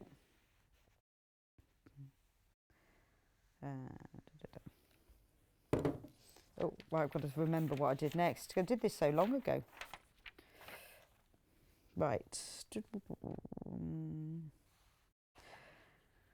Right. Then the lining, this obviously all the measurements are in here. You cut that out, and that is now exactly the same measurement as that. That's like magic, isn't it? So you put these right sides together. Right, like this. So you do need, you don't have to do this, but I've put wadding in mine. You don't have to. I used H640. That's not what I've got there, but that is what I use, H640. It just gives it a little bit of extra squishiness. You could use interfacing as you want, but I didn't want it too stiff. I mean, you don't have to use wadding, but I just found it gave it just a little bit, just a bit more body, that's all. But you don't have to, that's up to you. So what you do is you put the outer and the lining right sides facing, and then you get a bit of wadding. Here's one I have here, which is just a bit of wadding I had at home. And then you put them together on there. Make sure they match up, which mine isn't exactly because I haven't pressed it very well. There we go. And then I am going to put a couple of pins in. You don't need loads. So I find it easier to not cut my wadding, but to lay it on here. Now if you've got a 1/4 inch foot, that's fine, because you will easily be able to cut round it. You can just see, look, it's weird, isn't it? It looks like it doesn't fit, and then when you come to pin it together all round. So what we're going to do is sew it together all the way around the edge, but not across the top, which is very important, because you actually need that seam at the top, A, for turning inside out, but B, you also need it for attaching. You need the actual seam allowance. So let's smooth that. So don't sew across the top. So start from one edge and using a 1/4 inch seam allowance, which is about there. Sew together. When you get to a seam, I always, if you've got fabric, it's very important that the seam lies flat. You don't want it sort of twisting because it changes. So you can just make sure that you just hold it to one side with a pin, or lift up the foot like I just did to make sure it's lying flat. It just helps. It's just one of those little things. Now when you go around the corner, just go a little bit more slowly, because and pivot when you get to certain points. This curve is quite gentle. It's not too bad, but to get a really neat finish, just pivot to go a bit more slowly. Once you're going around the edges, that's fine. That's fine, but it's the curves that it's important that to get that nice finish. If you find the seam allowance is going off a bit, just keep the needle in, lift the foot and move round a bit, and then you'll just get a neater edge. And you just go a bit more slowly. And then you can zoom up the other side.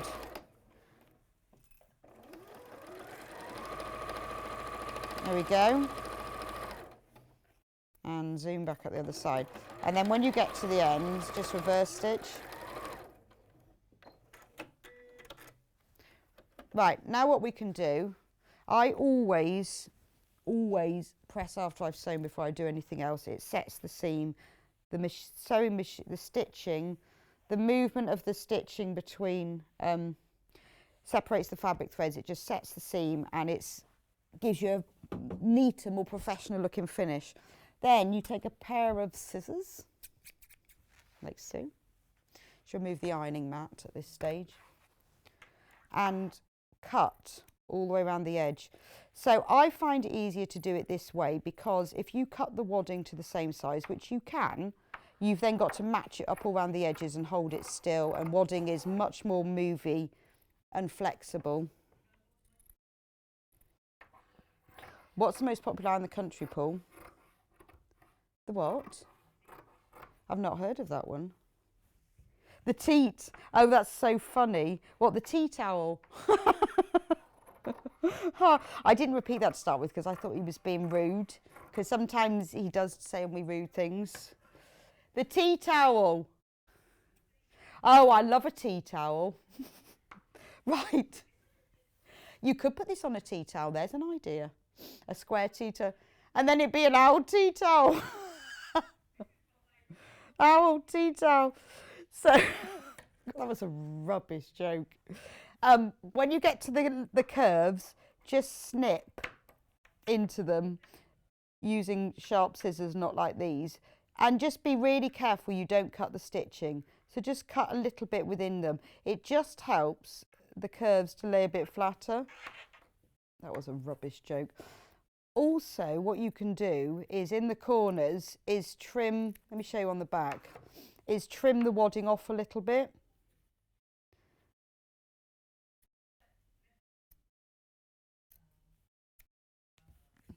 You can trim the wadding off. Yes, we'll have to make a tea towel, won't we? Although I'm not sure the square owl's going to fit on a tea towel. Be a very odd shaped tea towel. Right, so we've done that. Now, I'm going through this a bit slowly because this is one of those things that's using techniques that you could use for loads of other things. Before I turn it right sides out, which you do with loads and loads of different things in sewing, I always say press the seam open, and people say, how do you press the seam open when you can't press it open and flat? Well, this is what I do, is I just press one of the seams over to one side. Now, I'm normally, obviously we're all in a bit of a rush and can't be bothered to do all the boring bits, but if you turn it right sides out without doing this, it will take you much, much longer to get this seam to lay flat on the edge, because the seam really needs to lay right on the edge. And I often skip this because I can't be bothered to do this, particularly if you've snipped the seam, because it's a little bit fiddly, because you can see there it's quite hard to get all those bits over because they've all been snipped. But honestly, it is quicker to do this than to not do it and get the seam to lie on the edge. So just press it over to one side. Then you can turn it right sides out. Give it a good shake. Put your hands inside. Push out the curves. Right, and then you just roll it with your fingers, and now the seam will lie right on the edge. Now, if you don't press it to one side, you can still do this, but it honestly takes longer. Press it all on the edge. What's the time? Okay.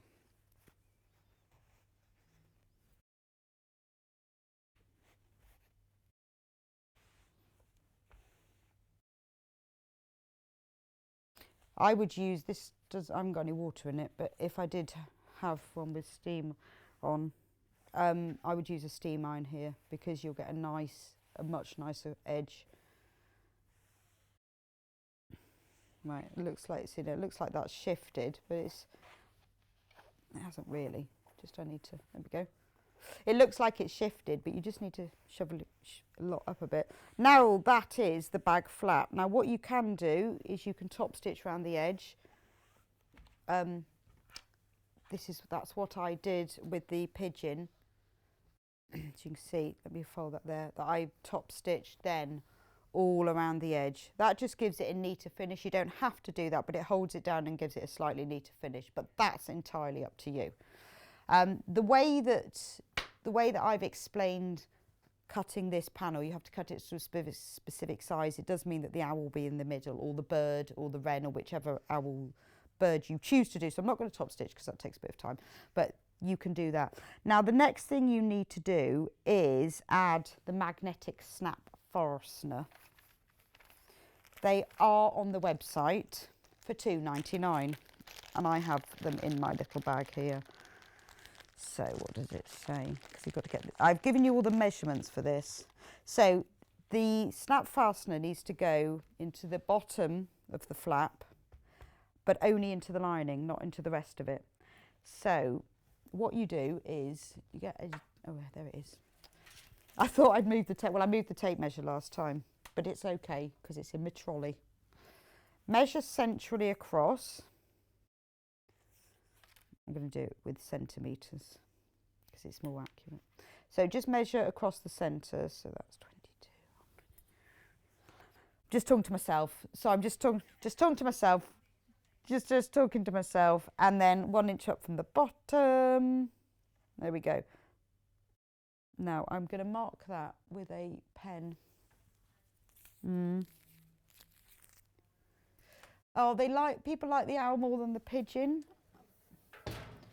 I just need a pen. Just talk amongst yourselves.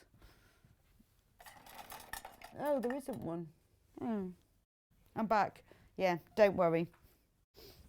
There isn't a friction pen when you need. Where's the friction? Jude had her own friction pen, actually. Where's a friction pen when you want one? Never mind. It's disappeared. So you mark that point. It's fine. I know, I should have made sure there was 1 inch trolley. It's weird, isn't it? Where's a friction pen when you want it? So then, so there's the centre point. That's halfway across and 1 inch up from the bottom.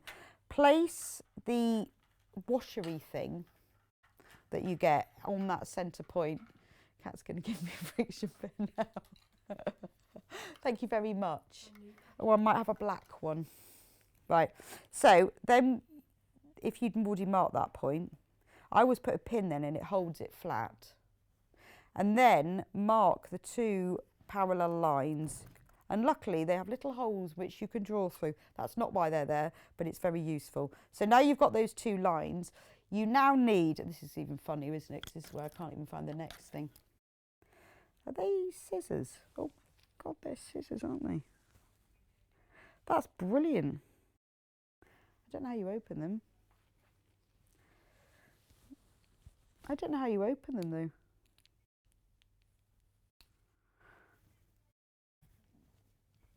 Yeah, I just need I needed a seam rip. I'm not very organised, am I? Should have had all this stuff with me. Right, what you do is you use a tiny, like a seam ripper or a small pair of scissors, but I'm going to just do it with this. Now, the important thing is you must only go through the lining and the wadding and don't go through the front fabric.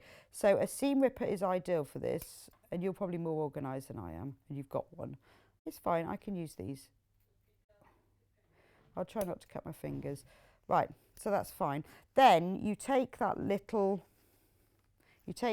I put the male end on the here and the female goes on the other, and I won't explain how you know the difference because it is obvious. So the male end goes on the bit that's the flap and the female end goes into the bag. So put the male end, the prongy things, through there and then turn it round.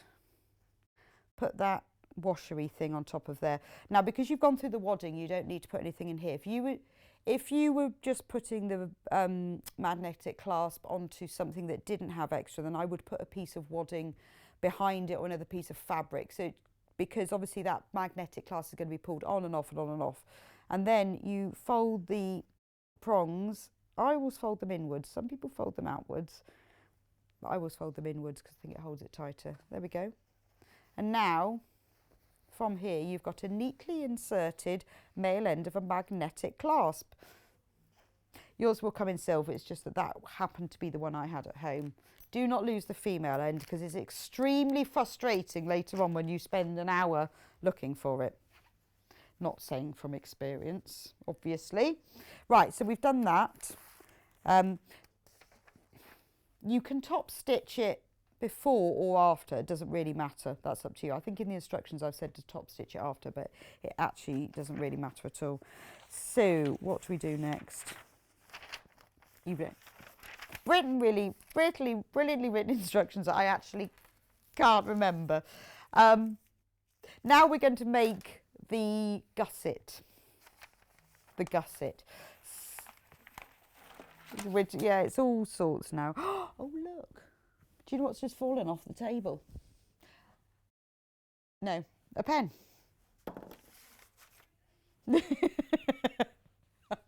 Funny. So you've cut the back of the bag, and remember I said please do read the instructions because you cut them all out. So there's the back. Isn't that a lovely colourway? I love that. It works really well with the owl. It's a very deep teal. So you've got all these different prints. The darkest one, the floral print, I cut off to use for the strap, but these 4 I use for this. So you cut that out. You also then cut the remaining strips into gussets. When you join the gussets together, we're going to be sewing this joined gusset down the sides, across the bottom and back up. Oh, and I pressed mine all onto wadding. This was fusible wadding, so I pressed it on. If you're using non-fusible, you'll need to tack it on, but mine was fusible. When you join these together into one long strip, start and finish 1/4 of an inch before the top. Can you see that? So, and that helps. So it says in the instructions, start and finish when you sew these together 1/4 of an inch from either end. So you can see that there's a slight gap there. It does help joining easier. So I've joined this in advance to the bag front, and then here is the bag back. Now I sewed the owl label there, but you could put it wherever you want. You might, so on the pigeon, let me show you, I sewed it on the back on the pigeon, but it would look quite nice. You could sew it across the top, on the top of there, or not at all. Or you could sew it onto the inside of the bag. You could have it in the lining, you could have it at the top. But anyway, I've put it on the outside. I just thought it would be easier, then we'd know what we were doing. So you sew the gussets around the front and then you sew them around the back. So I thought I would do one in advance. When you do it, always have the gusset right side uppermost, because you can then see what you're doing when you turn around the corner. So you just match up the top of the side gusset to there, and then you match that up to there. Open out, there we go, open it out flat, so that the very edge of that matches up with there. Ooh. And another pin. Okay. And then we're going to sew this together all the way down with a 1/4 of an inch seam allowance.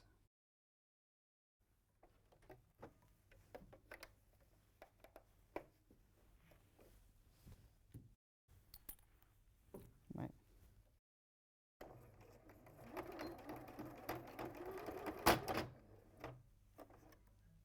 Oh, just broken my needle. How have I done that?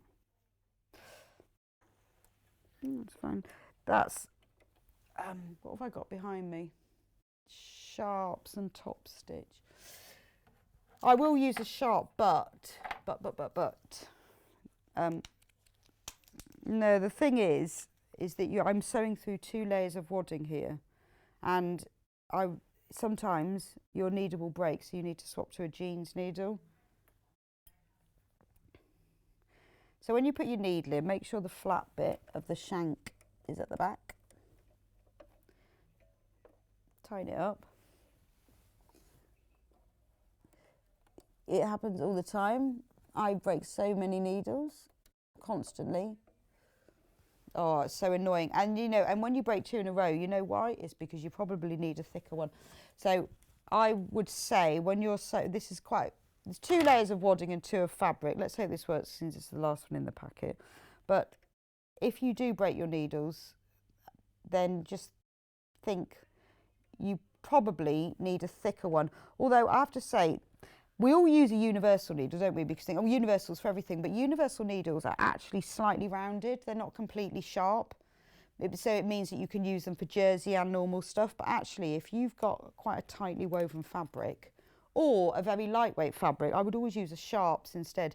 When you change your needle, make sure you find the bit that's broken off. I've done it before where the bit that's broken off is in the back of here and then I go through it again, or it's inside the machine. So make sure you've got both bits of it. Right, let's hope this one doesn't break. Right, okay. So I'm going to go really slowly now so it doesn't break. It won't, no, I think it'll be fine now.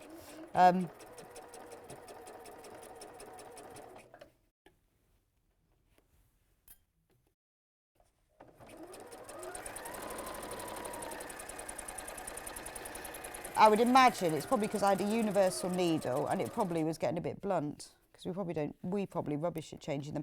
So when you get closer to the end, this is why you left that the first 1/4 of an inch unseamed.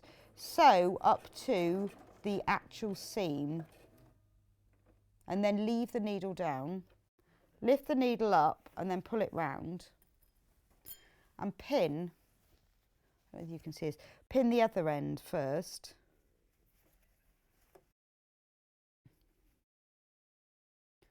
I want to show you this little bit here, but it's kind of in a funny position. I'll just pin it so you can see. So this bit here, so pin it at the end, matching the very end of the seam to, oh, I've not done that quite right. If you open it flat, I'm concentrating this a bit because you'll use this technique for lots of things if you're adding a gusset onto something. Open it out flat so the whole seam comes to the end of the bit on top. That's fine. Yeah, that's good. So I'll just pin that so then you can see. So just pin it to that corner. I always do the corner first and then I pull the whole thing out. And it's safe because you've still got the needle down the other end. I then pull the whole thing out and just put a pin in the middle. And then you know by doing one end, because both ends are the crucial things, they've got to fit. The middle will just fit in. Now you can stitch down the side, and because you haven't sewn that first 1/4 of an inch of the seam, it means that it will bend round. If you've sewn the whole seam of that gusset, it won't bend round as easily. And there's lots of different projects where you add things like a gusset in or a strip where you're going around the edge. And then sew down this side with your 1/4 of an inch seam allowance. I think you get a better finish if I could have just used one long strip for this gusset, but the seams create neater, more defined corners and you get a better finish. So sew right down to the end of here, finish again right into the end of the seam, needle down, foot up, again, pin the top corner.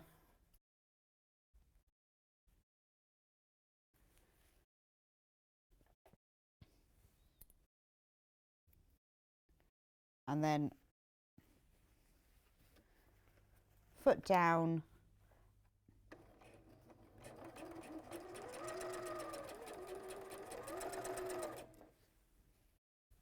And then you can sew all the way up to the other end.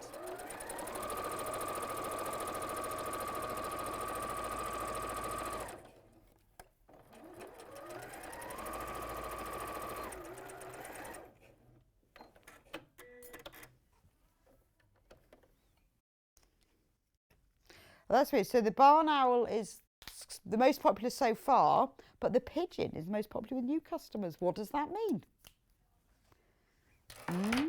Very unusual. So now we have created the bag. Actually looks like a bag, doesn't it now? Didn't before.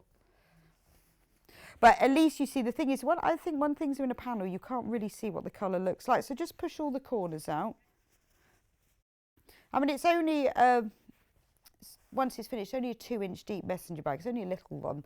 So if you just roll the seam, you can press it open if you like, but I'm not going to for speed because I've talked you through that already. There we go. I always, before I do any more constructing, the more pressing you do, the better. Just roll it so it's right on the edge, press that. And then that's easy you can do that with all the seams because obviously you can't press them open because of all the angles and corners. But if you do this, you will get a much crisper finish. And trying to do it once you've finished the bag and you've got the lining in is almost impossible and you'll end up creasing the lining. So just take the time at this stage to do it. The more pressing you can do at this stage, the neater it will be. So I'm just going to press all of those. What you do next, so there's the bag, that's the back of it, looks like a bag, doesn't it, is you make the lining in exactly the same way, which is here. But what I've done, I'll turn it inside out. There is some of the coordinating strips, there's enough left to make a pocket. So what I did was the little bits I had left, so you don't have to do this, it's just I thought I'm going to use as much of this panel as I can. You could use another fabric, you could use some of this, is I joined 3 of the strips together and then I sewed them right sides together with a piece of the lining fabric, turned it inside out, and then I just sewed down the middle to make it a dividing pocket. So you can put your pens in there, all sorts. You sew that to the inside of the lining before you join all the lining together, otherwise it's almost impossible. And I did it so it was on the back, because I think when you've got a bag, you want to put your hand in the back. You could put it on the front, but I feel like you do that. But if you want to add a pocket, obviously you don't have to use, I joined 3 strips just to make the best use of the fabric. When you've done that, you make that bag. So you see this bag is exactly the same as this bag. You've got the gussets, the back and the front. So the next thing that you do is, I've got to remember what to do. Do the pocket, lining, and then you assemble. I've just got to, yeah. You take the flap, the top edge of the outer back. So that's the back. Yeah, I'm talking to myself. Sorry, talking to myself. You place the flap right sides together to the back. Now, although when you've cut these and you've measured them and you've done them, they're exactly the same measurement. It won't fit exactly across, just to the pure nature of sewing seams and the wonder of fabrics. Well, you know what it's like, things move and shrink a bit. But that's a good thing, because it's nice that the flap is honestly just the tiniest squidge smaller. You will just find it is. It's just because you're turning fabrics inside out, you lose a bit without, unless you decrease the seam allowance. But it's good that it's a little bit smaller, because it doesn't interfere with the side seam so much when it turns out. So place this right sides together with the bag. Now, before you do any more, always check, just if is that right? Yes, because I'm sure all of you have done what I've done and sewed it together wrong, so just check it. Now, sew this together, but just tack it. So when I say tack, I mean this isn't the permanent finished seam. You just tack it into place for now. But when I tack, I don't want to be tacking by hand because I can't be bothered. So just, oh, I'm worried about my needle now. It's never going to break again now, is it? Is when I tack, if it's a line that I don't want to take out because I don't want to tack by hand, then I just sew within the seam allowance. That means that it holds nicely in place. It's quicker than hand tacking, but it won't be seen. But I always put tack in instructions because some people prefer to tack by hand, but I usually just sew within the seam allowance. So that's there.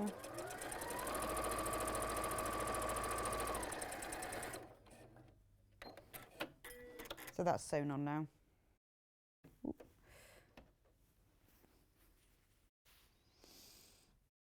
I can't remember when we put the... Yeah, sorry, I'm just reading the next bit. Right, the D-rings.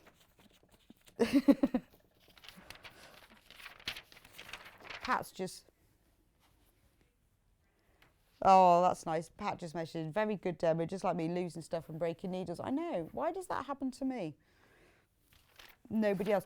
Now, the way that the bag is attached are with these D-ring tabs. So I explain in the instructions how you make it. You have a strip of fabric, you sew it right sides together, you fold it round the D-ring, and you sew it together, and you end up with 2 of these.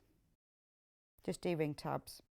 Okay, so what we're going to do is sew these. These go on the gusset sides in the centre of. So you can measure. If you, I would probably measure it, but actually you can do that by eye.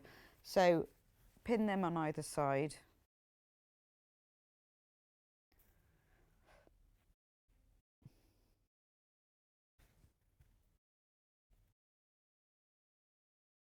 So just pin them on in place. Oh, mustn't lose. I'm going to put them in the other magnetic bit because I'll lose that. Put those on the sides. And then I'm going to, again, these will actually be sewn with a proper seam. So sewing these into place now, you can either tack by hand, or if you want to do it with the machine like I'm doing, then hand wind, because you're worried about breaking the needle again. just so within the seam allowance. So the seam allowance is 1/4 of an inch, so just 1/8 of an inch. It just holds them a bit more securely in place, and it's quicker than tacking. And you've got quite a lot of layers to go through here, so tacking it by hand is not going to be the easiest. I'll put the foot down as well.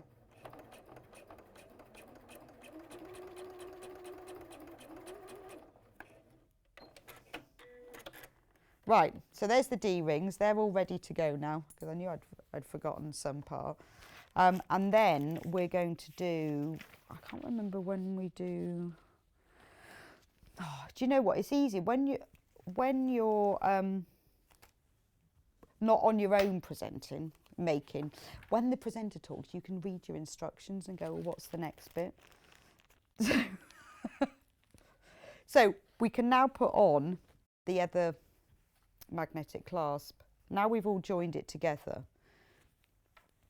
So the way that I worked it, because that's going to go onto here and you want to do it before the lining, is the top of this flap, shall I turn it around actually, needs to sit at the top of the bag. So if you fold it over to make sure it looks right, then the way I do it is take a pin, and then if you press this really hard, it will leave a slight dent. Can you see that? A very, very slight dent on the front, so you know the positioning. I would always double check as well. Get your tape measure. I never start at 1. They often change. So you can also double check to make sure that's right. So see, it's just off, because at least it's that measurement that's crucial, that's in the right place. So again, mark the centre. How long have I got? Oh, not long. 5 minutes. And we've got to do around that. Okay. So do exactly the same thing. Draw the lines. Yeah. And you do this at this stage before you put the lining in, because this doesn't need to be going through to the lining.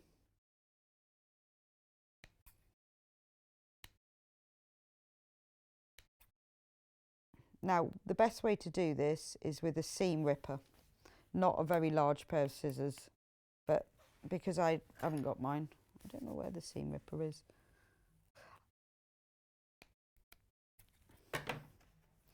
Put the little prongs through the holes that you've cut. Twiddle it round to the right side, to the inside. Put the washer over and bend the prongs inwards or outwards, up to you. I always bend mine inwards. It's debatable. And there's your clasp, and that's red. That fits now nicely. Easy peasy. So all you have to do now is get your lining and make sure you get it the right way round. So think about it, because it's got to go the right way round. So right sides together, you pop that in there. Yeah.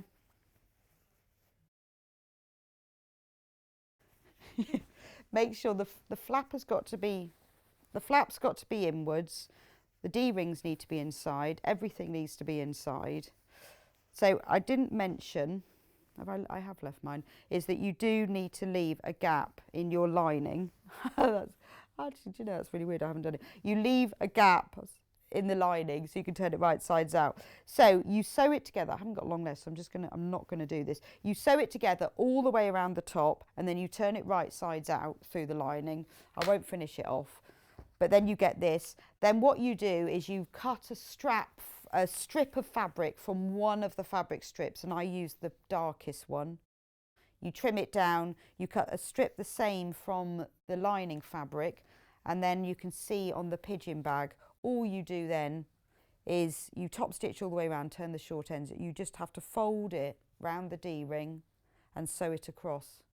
So at this stage, if you want it shorter or longer, you can adjust it. The measurement that I've given you is pretty much, it's a good length. I hung a tape measure over my shoulder to work it out. But you know, if you want yours shorter or longer, you can do that. So that's pretty much finished. I will finish it so we can have it around for the next show. But you just sew it all the way around the top, turn it right sides out, and then it's pretty much done. So it's quite easy, really, and it works with the panel.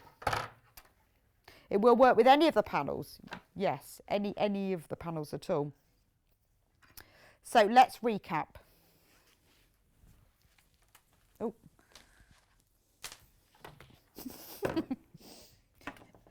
Today we are going to just do the panels on the arm. I'm getting myself in a right mess. Can you imagine? You know what my sewing room looks like, don't you?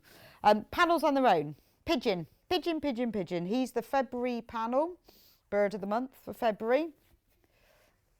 This is the official February panel, is the pigeon with the pigeon labels and the 5 coordinating fabric strips, which are 2.5 inches wide, which is your normal design roll strip, and 43 inches long. So that's the unofficial.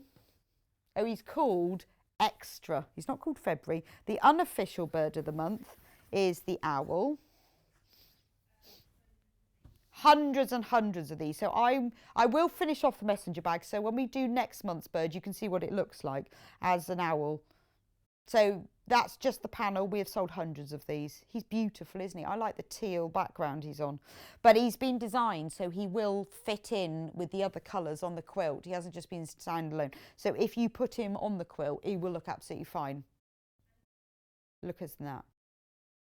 And remember, if you weren't watching last time, we have also brought back January's panel. We will do this every month. We will keep bringing them back so that you don't miss out, so we don't get to November and it's tough. We will keep bringing them back. And remember, January's panel was the wren, who's got the pink background and those golden states. So all the different colours, although all the colours are different, you can see from the quilt behind me that they do all go together. The colour palette has been chosen so that they all work together without all being the same colour, but they are from the same tonal colour palette. Okay. Right, so a lot of people are asking about the flower of the month. It's Saturday. Yeah, maybe you're going to do birds and flowers all together. So is it the new one on Saturday? The new flower of the month is coming on Saturday. And they're starting with March. The birds we started with. Yeah, it is nearly the end, but we started with January on the birds, just to make it easier, and then missed February. But the next bird of the month is going to be on March can you check it? 22nd, and it's going to be the bullfinch, which is it's a cosmetic bag, a curved one. Bit different. But again, if you've bought one of the other panels, they will all work together. So have a look on the website. If you've got confused between panels, kits, instructions, bundles, it's all on there. You can see if you click on Watch Live on sewingstreet.com and scroll down, it's all on there. It does explain in the instructions what is what and what you get in what bundle, so you can have whatever you like. But remember, we will be back on March the 22nd with the bullfinch. Very exciting. So after the break, Jude is back with the beautiful sewing tidy. There it is. But you can use it for other things too. You can use it for all sorts of other tools and accessories. So she'll be back in just a couple of minutes to show us how to make that. So we'll see you then.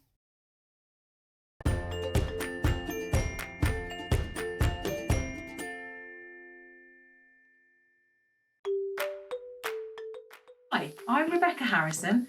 I live in Bromyard in Herefordshire with my 3 children and my dog. I've been sewing for over 30 years. I first started at school. We always did lots of sewing, and my mum used to sew at home as well, so that's where my love of sewing has come from. My background is in costume, as I'm sure you can see, and I make for film and theatre and TV.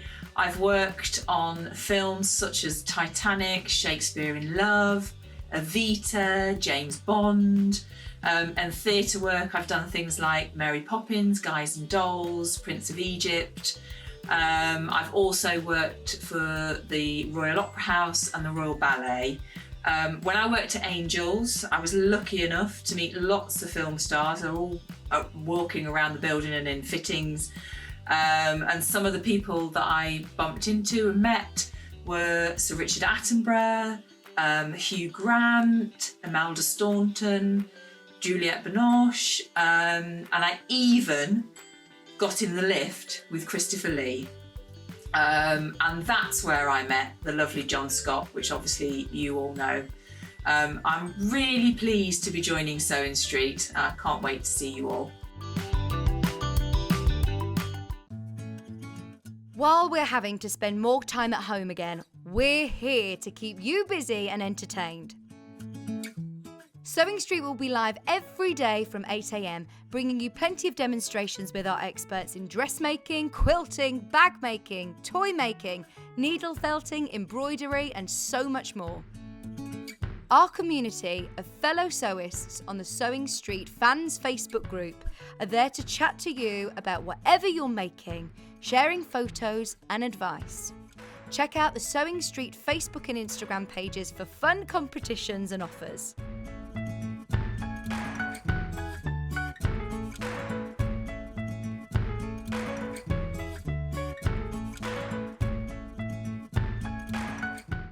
If you'd like to get in touch with us during our live show and send in any messages or any questions, then you can do it on studio@sewingstreet.com. Alternatively, you can message us on our official Facebook page. Are you a fan of Sewing Street and Yarn Lane? Why not join our growing Facebook fans pages? Just search Sewing Street Fans and Yarn Lane TV Fans on Facebook and click Join Group. It's that simple. Never miss out on the latest news and updates from our presenters and guest designers, special offers and plenty of chat with your fellow fans. Share photos of your makes, ask for advice, interact with your favourite guests and presenters and be a part of the ever-growing sewing and yarn community. See you there!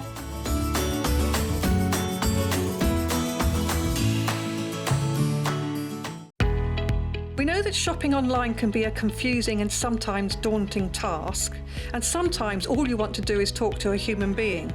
Well, our family-run customer service team are on call 24/7. They're full of friendly, warm-hearted individuals, all trained to make your shopping experience as easy and as enjoyable as possible. And not only will they take your order, they will also help and guide you on your shopping journey, so you never miss out.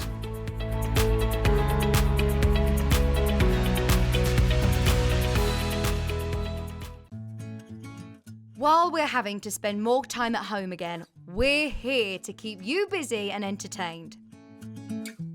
Sewing Street will be live every day from 8 a.m, bringing you plenty of demonstrations with our experts in dressmaking, quilting, bag making, toy making, needle felting, embroidery, and so much more.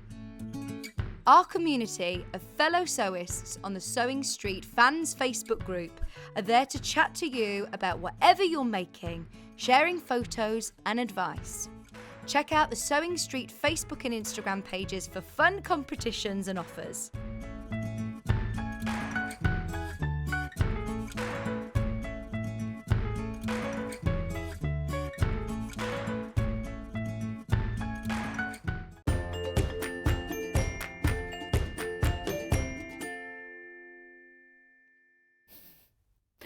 Hello and welcome back to Sewing Street.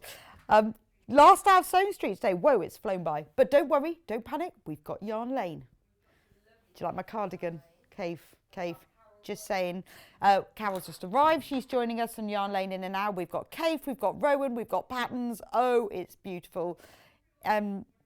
It's not on pre-order yet because we want it to be fair for everyone because I know you're going to love it. Behind me, you can see the sampler scarf, the black and white cushion, and the blanket is still over there on the trolley, but it's beautiful. It's beautiful, and I'm wearing this glorious. Shall I give you a little twirl? Because I don't think you get the full spots. See, look at that. Anyway, we've got the last hour of Sewing Street first. Another Debbie Shaw book. on this one, sewing room accessories. Now, I think, well, we all love sewing, but we like nothing better than sewing something that we know is going to be useful and that we're going to use as well. I think basically we just like sewing for ourselves. This is a lovely book, and the project that Jude is doing from us is actually on the front cover. It's this beautiful sewing. So we should have so the book, $4.99. Really? No. Yeah, look, it says $7.99 on the back. It says, I know. That's weird. It's only $4.99. Anyway, you can see that's a bargain, can't you? So there's some beautiful projects in there. So the book is separate to the fabric bundle that you need to make this kit. So you have to buy this separately, but it's only $4.99, so it's really worth it. She goes through, as with all of her other books, all the different techniques, materials, tools. So she's gone through all the tools there, bias strips, bias binding, really brilliant for beginners, you know, how to machine stitch, how to draw a perfect heart. And then she moves into the projects, the pumpkin pin cushion. He's gorgeous, isn't he? He does look like a pumpkin as well. A ribbon stash, so just a lovely little fabric envelope to put all your buttons and ribbons in. A sewing case, that's lovely. Look, it's got all the different things you need. So it's got a place to put your scissors and your pins. Just a little sewing case, that's really nice. Machine cover and mat. So you fold it around your machine and you tie it up with the ribbons, but then you can use it as a mat underneath your sewing machine to hold it tight. I love the quirky houses along the top. Then we've got a tidy caddy, so somewhere to keep everything, and it's lovely. It's got a drawstring top, so everything stays in safe with pockets around the edge. I think there's so much in here for $4.99. A cutting mat carrier, that's great, isn't it? Remember when we used to go to workshops and you needed to take a cutting mat with you? Well, that will happen again. Can't be long now. And it's brilliant, but it's not only a carrier, it's a really good way of storing your cutting mats and rulers, because it all will sit in there with all of your tools that you need. So you could put everything in here, hang it up on a hook in your workroom, and it's a really neat way of storing all of that. A sewing circle, which is just to keep everything organised. Then the tool roll, which is what Jude's going to be showing us, which is for sewing, but you could use it for all sorts of other things. You could use it for makeup brushes, hair brushes, anything that you wanted to store, because it's got lots of pockets, and it's got like a zip case, which could be a pencil case, and then a larger storage pocket. But we'll go through all of that in detail in a moment. Chair storage. So if you're sitting, you know, you're sewing in a chair, that's to go over the arm of the chair. A seam press. Now, I really like this. This is such a good idea. In the last hour, I was talking to you about when you've sewn a gusset round a bag and how do you press the seam open, because you can't. Well, this is specially padded. It's got a pocket on the back so you can put your hand in, and then you can actually press those seams. That's a fantastic piece of kit. An ironing station. That's great. So she says, for ironing small pieces of fabric, I find this converted TV table the perfect pressing station. So it's just a little table with an ironing mat on top, and then somewhere to put your iron underneath. A mini iron pouch. Sewing machine cover. So this is a more structured version. That's beautiful, isn't it? And it's very simple, just with a little patchwork and lace. It's very nice. A pin and pattern pouch, just to hang on the end of the table. A sewing book cover for all those little notes and details you write about your sewing, or, you know, just for your shopping lists. And a little carry case to put everything in. Half of the stock of this book is already gone. But, I mean, look how many projects you get, and all the information's in it. And it's lovely. I love this little case here, all for $4.99. I don't know why it's $4.99, because it's supposed to be $7.99. Buy it before they realise is all I'd say, because it might then go up. So today we are going to be making, well, Jude's going to be making the tool kit. I'd like to say I was, but I'm not. And this is the one that she has made. So let's start with the bundle. Remember, the book isn't in the bundle. You have to buy that separately. This is the bundle that Jude has used for hers. So in it, you get a metre of the blue dotty fabric, which is a really nice sort of soft slaty blue. And then you get, that's half a metre, sorry. And then you get a metre of this green floral fabric, just a small floral. It's a really lovely combination because they're both quite soft muted colours, so they're from the same palette. You get a metre of this lovely check ribbon, that's for tying it up, and then you get a metre square of H640, which is an iron-on wadding. That's everything you need to make it, except for I think the zips and a bit of haberdashery, but that's all the main thing that you need for it. So the next bundle, now this is the one that Jude's going to be demonstrating with, so in case you wonder when you do it, is you get a metre of this beautiful coral. And then you get half a metre of this floral print, but in a really nice teal shade, and the two colours go really well together. Then you get obviously a metre of the iron-on wadding, and then you get the gingham ribbon. A whole roll, a whole reel. 4 metres. 4 metres on the reel for $24.99. It's really nice. It's lovely that you get the extras, because it's things like the iron-on wadding that you might not have, or you can't find the right ribbon. So that's a really nice touch. And the final bundle is the spotty bundle. So you get a metre of the pale blue spot, half a metre of the red spot. That's really pretty, isn't it? And then you get the green ribbon. And I think there's 4 metres on that as well. So it's a really nice colourful. I love the mixture between the gingham and the spots. And then you get a metre of the iron-on wadding. Okay. So there are some other things that you will need for this if you don't already have them in your stash. Self-cover buttons, because they're used on the outside. $3.49 for 6. They're 50mm diameter, which is what you need for these. Jude used a wooden button on hers, so you could use that. But the self-cover buttons are lovely, because then they match perfectly.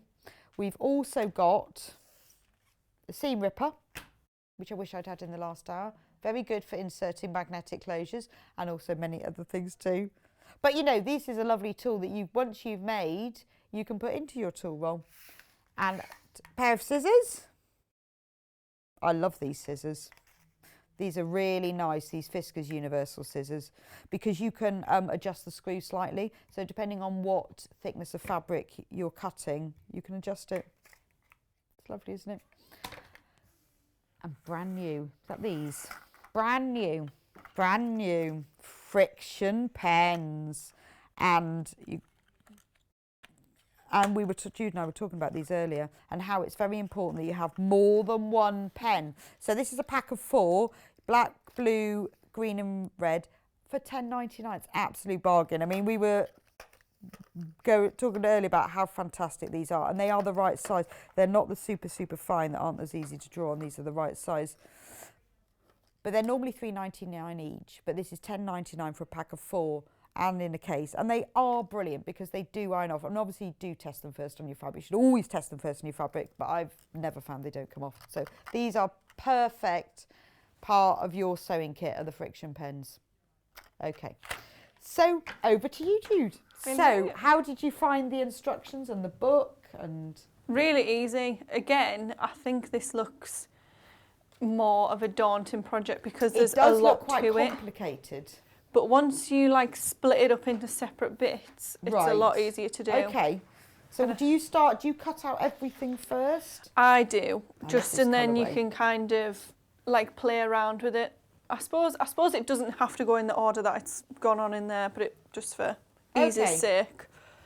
But I tend to cut out all the fabrics, and then you can kind of see how they work together and stuff like that as well.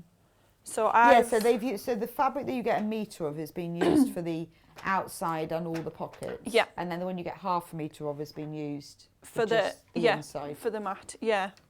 So I did have some left over as well though. So again, if you wanted to do some mini projects or bits and bobs like that, add more bits and bobs. Yeah, you could make like a little pincushion or something as well, couldn't you? Or even something on the other side if you wanted to. Like a double wrap. So. Yeah, you could put another pocket on the outside, couldn't you? Yeah. To add even more to it. I know, so when these instructions are in these books, they don't have to be like that. You just make them your own. Yeah, exactly. And I think, especially with the ones like these, like I'd never made like a pencil case like that before, but you could just make that and have that on its own. Because the pencil case is a whole being. Yeah. And then it's sewn on. It's not like it's got no back. Yeah, so definitely. That, you could just use that to make a pencil case. Yeah, completely. Okay. Nice. Just do what you want. Go for it. So I cut all my bits out separately to begin with. So you've got your 2 bits like this, the flat pieces. So that's just the outer bit. Yeah. and then ironed the wadding on as well. This was really nice to use. I'd never used this before as well, and it's so secure. It like, really is. It's really good stuff. Really, it really makes nice. it easier, doesn't it? Because you're Way not easier. shifting about. And especially like with pinning it and stuff like that. And again, it's not fiddly, but once you're having to turn things inside, sometimes it rips and things. But no, it was really good. And then for the pencil case, you get, it tells you all the measurements, so it's really easy to follow. Like I didn't have to look any extras up or anything. So you just follow that there. So for the pencil case, this is the one that you do. And then it tells you, I think you cut like 1.5 inches square from each one, and this just helps to make it 3D. I have already sewn a zip in, but I'm sure there's plenty of tutorials. Or Yeah, and all the instructions are in there as well. Exactly, completely. So you sew, so it has like an outer and a lining. Yes, So I guess you could use, oh, well, you've done in yours, you've used a different colour in your lining. I have. So you could choose, Just to couldn't you? mix it up. Yeah. So you could use one of the other colours Yeah. for the lining. And if Okay. you bought like multiple packs, you could switch between the different ones if you wanted to as well. Just for this one, I ran out of the nice floral fabric, so I just did the pink for the example. But on this one, what you would do, once you've got your zip and you've got all your little squares cut out and everything, I find it's easier to use a zip that's slightly bigger as well. And then you can always cut it off easy, and Right. sewing machines go over zips really easy. Yeah. So just then you're not like, it's not like folding in or being Yeah, it's awkward. just you've got a little bit more room for going wrong. Yeah, definitely. So what you need to do is just have your zip about like halfway open, just so then you can flip it inside out without getting stuck. You need to take, it would be more ideal if these were different colours to see, but you take your 2 top ones and your 2 bottom ones, like this. So it's the zips in the middle of them, and you sew around the, as if I hadn't cut these out, you would just sew around. Okay. But you need to leave slightly a little bit. So on your, what would be your inside fabric, your lining fabric, leave a little gap just so then you can flip it all the right way around. Okay. And then you can sew that up later. So I'll just do that quickly. So you sew all the way around every edge? All the way, apart from these little divots. Apart from the cutouts? Okay. Yeah, the little cutouts that you've done earlier. There we go. Again, just straight stitch, dead quick and easy.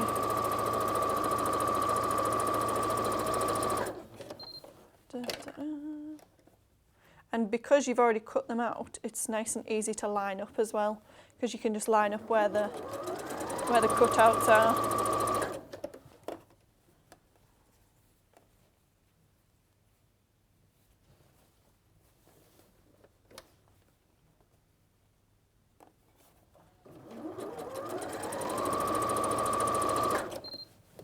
So then on this little bit, you need to leave just a slight gap just so you can... Oh, just for turning it inside out? Yeah, so if you just do a little back stitch there and then it secures it.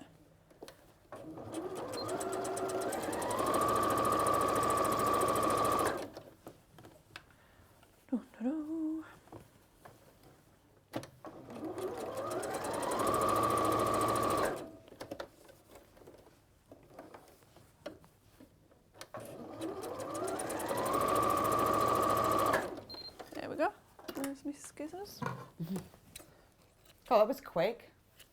Takes no time at all. Again, just really easy, and then And just it's nice because for this pattern you can use that as just a pencil case. yeah, and again you can adjust the size if you know, like, do a base one so you know how to do it, but you could make it as big or as small as you that's wanted, true, really. yeah. So then there we have all the outside edges done. So then to make it 3D, this is where the little cutouts come in handy. So what I've done then is just sew this bit, and then you, as if you're opening like a bag of crisps, take the 2 corners, so it's gone from being flat. Yeah. You take the 2 cut corners, again, it's a bit fiddly, especially if you don't have nails, and line up those 2 seams there. Okay, so just match them up and then sew across. Match them up and then just do a straight line across all of that.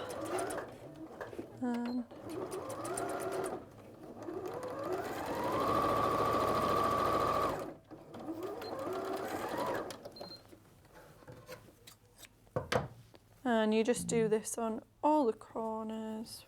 So what else do you think you could put into this if you didn't use it for sewing? Makeup? Makeup, yeah. My sister wants one. She's got a wedding stationery business. She wants one for all her bits and bobs. Yeah, that's true. Yeah.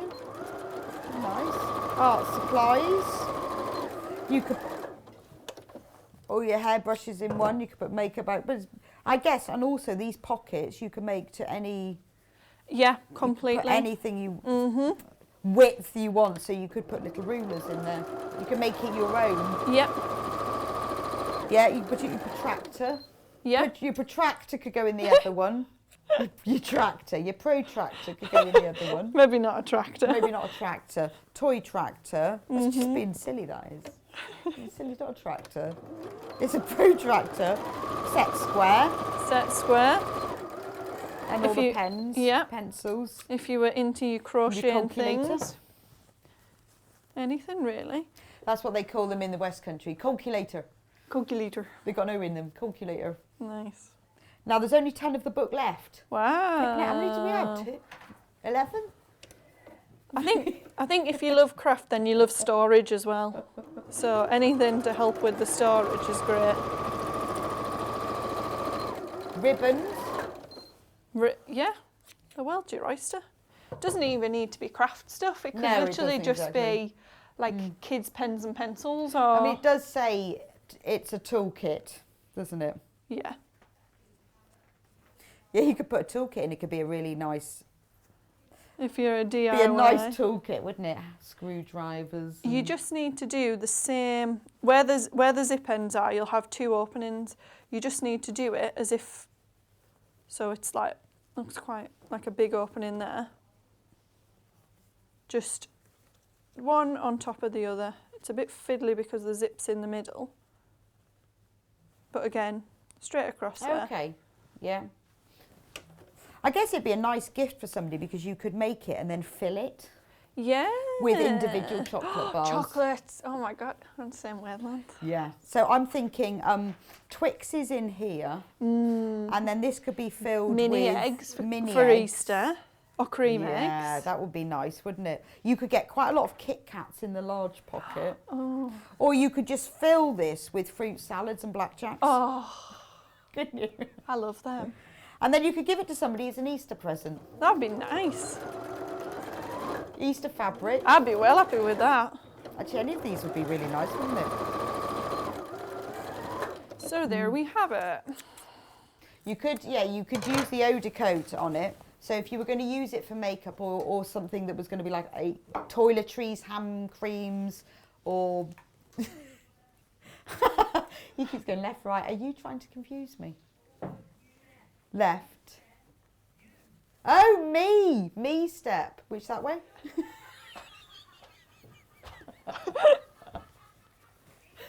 That's so funny. He's been Left, really, right, left, right. really bossy today. That's honestly, I think he's making me move left and right just for the sake of it. There we go. But you could eau de coat it before you interrupted and make it waterproof as well. Yeah. So I've just flipped mine inside out there. That's such a nice colour. And I like again, the that grey can zip. just be I like the grey zip, looks nice, doesn't it? that can just be your final thing if you wanted to. Yeah. But again, it's all part of the book. And this whole page of the book, first Okay. page, is It's all all about the dedicated pencil to the case. pencil case. Right. Yeah. So it does go into a lot of depth because looking at it, I think you think like, oh, there's a lot of bits to it. I don't know if I'd be able to manage it. But just give But it it's a go. fine because Yeah. it gives you enough information. Yeah, it's So great. how yeah. do you, this is what I'm fascinated by, is how you sew it to here. Well, Wow. it should, in theory, line up into the middle like this one has here. Right. And what I've done, you could hand stitch it if you wanted to, be much like easier. much easier, but you could just hand stitch it. So what I've done there is sewn it in a rectangle inside of the bag on the machine, but you wouldn't have to do that if you didn't want to. But to line it up just so it's perfectly in the middle, I've just folded it in half and then with my friction pen just did a little score in each one so you can see. Yeah.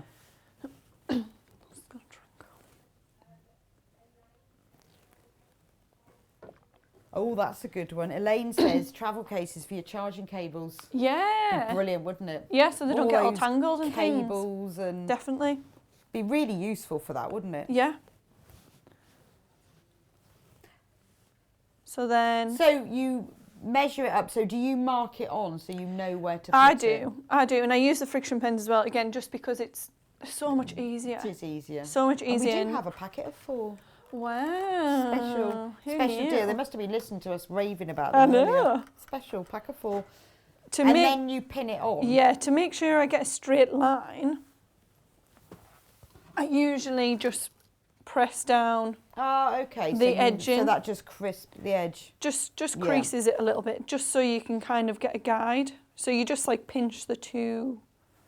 Yeah, because otherwise you'd have to draw a line like on the inside. Yeah, it's a bit you? of a faff.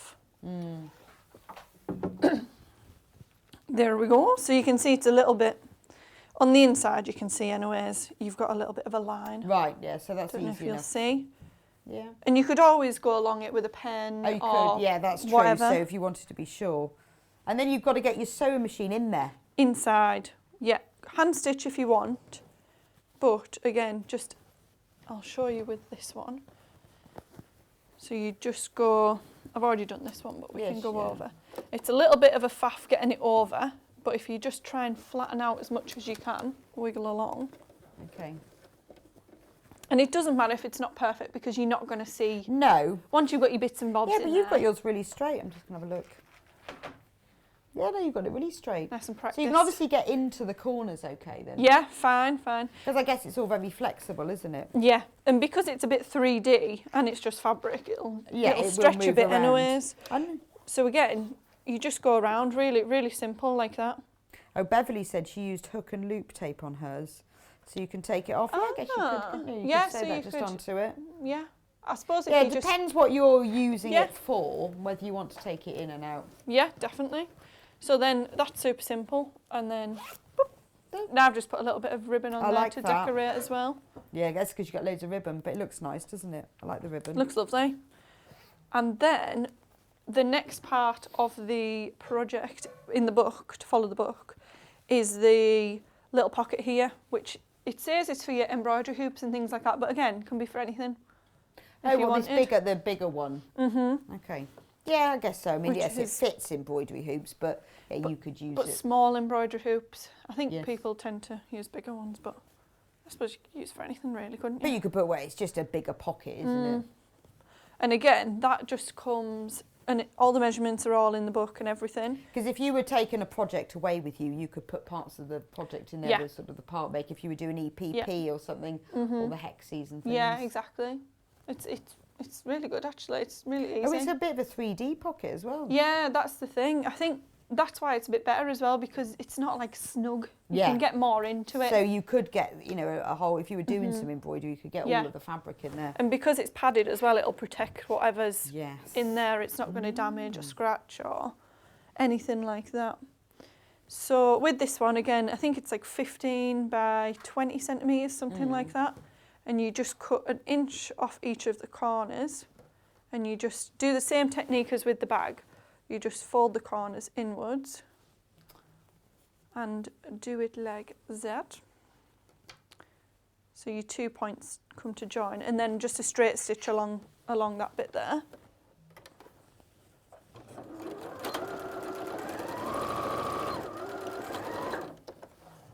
There we go, simple. So you have 2 of those, so again it's all lined, so you could do a different fabric inside. I think I did the same. You did?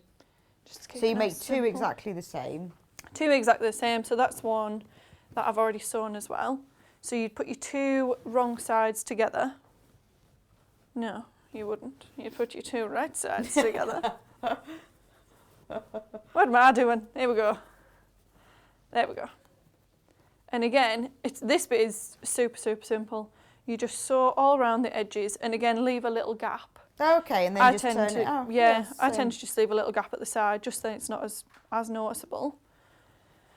So we'll just sew that very nice and quick. And it's really easy because they're both the same size, there's no fiddly bits.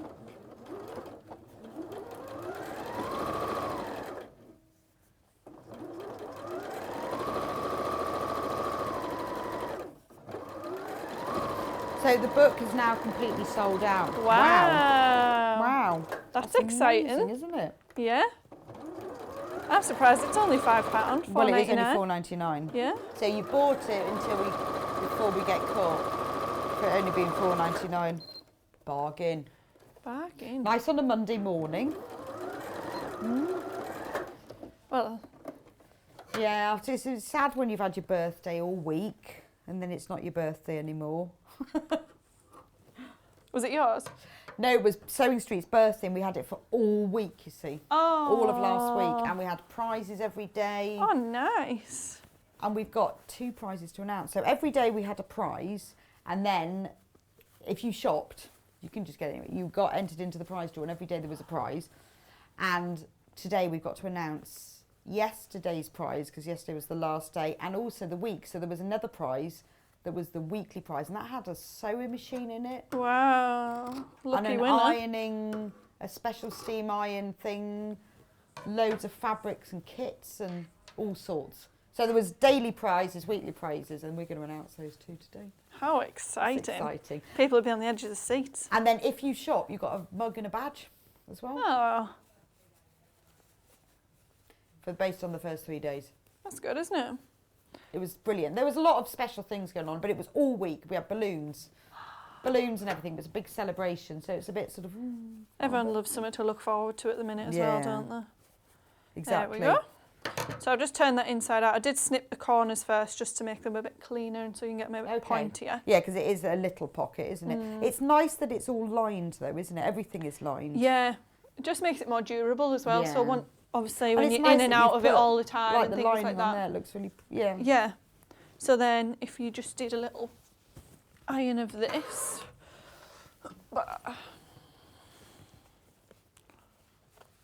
really simple.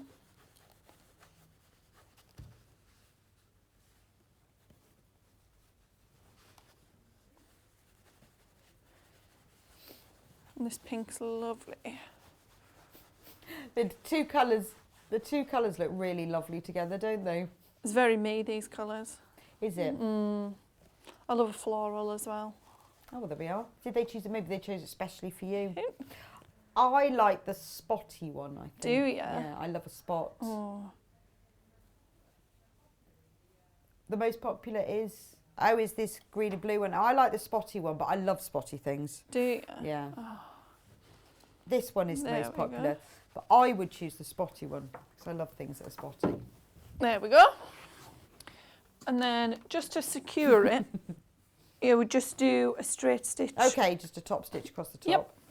So then there's one I've done, and then you can see it's still got the opening there, but because you've pressed it, you don't see it, and you'll Right. stitch over that And anyway. that's going to be sewn on later. Now, I always do that. I always put my turning gaps in the side because if you put them in the top, they... Yeah, make it them flaps a look- bit. And there we go. So that, and again, I've used the friction pens just to make sure everything's nice and straight, so Yeah. No, that makes everything's on the sense. same So line. you can, yeah, so that everything looks neat. I suppose if you had taller things and things, you could put it further down. Yeah, I suppose, yes. But- If you're going to adapt this to change it away from the pattern. Yeah. And you kind of sew this as if you wouldn't sew it flat, just because then you wouldn't be able to get as much in. You sew Right. it so it's 3D. Yeah, no, it's really That nice makes to have it sense. explained because I've seen this thing, oh, I love this, isn't this great? But now Yeah. to see how it's made, it actually, like you say, it looks quite complicated, Honestly, but yeah. it isn't. I think I was a bit put off to begin with, and I was like, right, let me just crack on. And once I got into it, I was loving it as well. I It's quite really nice enjoyed because you're making doing this it like one. bit by bit, aren't you? Think, well, I'll Yeah. make the pencil case, Yeah. and then I'll make this, and then before you know it's midnight and you have to set an alarm. And it's a lot of firsts as well for me. So, I mean, if no one's ever done it before, don't be put off because you've not made it. Yes, It's so yeah. easily explained. So even though you've not put a zip before. Yeah, or- yeah, completely. Where's my I like the pin? grey zip. It looks really good with that coral, but it looks nice with this as well. Stands out a bit, doesn't it? Buy grey zips. Maybe that's the zip colour of the year. Maybe. Charcoal. It works good. Grey goes with everything. It does. It's easy colour, isn't it? Yeah. There we are. So I've just pinned that again. I did lined this up just to be a bit, make sure everything was nice and straight with my friction pen so you can see. And it's just easy to pin this because it is a bit fiddly and because it is a bit 3D. It's just easier to pin it on the line. And then you're getting it nice and neat. Yeah, I guess it's worth spending a bit of time there to get it exact. Yeah. It's not the end of the world, but No. But again, this is a really easy project for if you've not used a sewing machine that much again, because it's just straight stitch. But you'll learn things as you go along. And Definitely. I think often, they say practice on a scrap and you think, well, I don't really want to do that because then it's a bit like making a toile in dressmaking. I don't really want to do that. I know, because then I can't be bothered, because when I've done that, I just can't bother doing the next one. And then you use your expensive fabric and you wish you had. Yeah, yep. But I can't be bothered. It goes under the pre-washing thing, doesn't it? Yeah. If you're lazy, then There we are. Again, just a bit fiddly. It's easy to roll the rest of this up. Oh, okay. Just so it's nice and snug in there. But then you want to, on your sewing machine, just do a nice straight stitch along there. I tend to do a smaller seam allowance on this one rather than the usual 1/4 inch, just so then you get a bigger pocket if you do that, really. If that makes sense.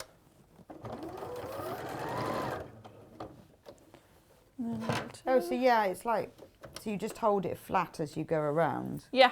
And then it just goes around the edge. It looks odd when you're sewing it, but once it's done, nice and Then it makes simple. perfect sense. And you got yourself a nice pocket.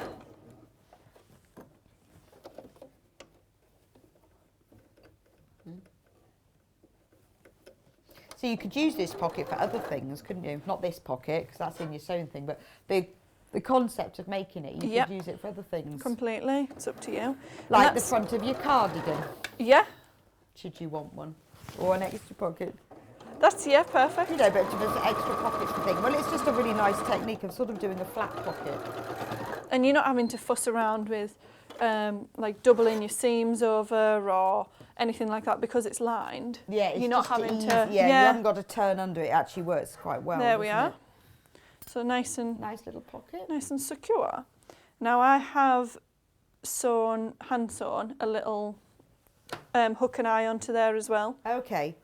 But you can always sew multiples as well, or you could sew buttons on, or you could do that's Velcro, true. Magnetic clasps. anything. Poppers, all sorts.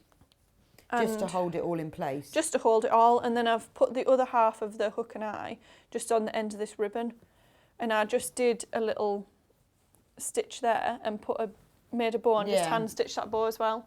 I guess because that just keeps it in place. It just keeps it in place and it looks nice. And it looks pretty, yes. Because otherwise, when you rolled it, it could fall Yeah. out.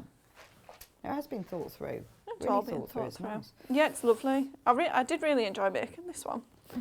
And then this is the last bit.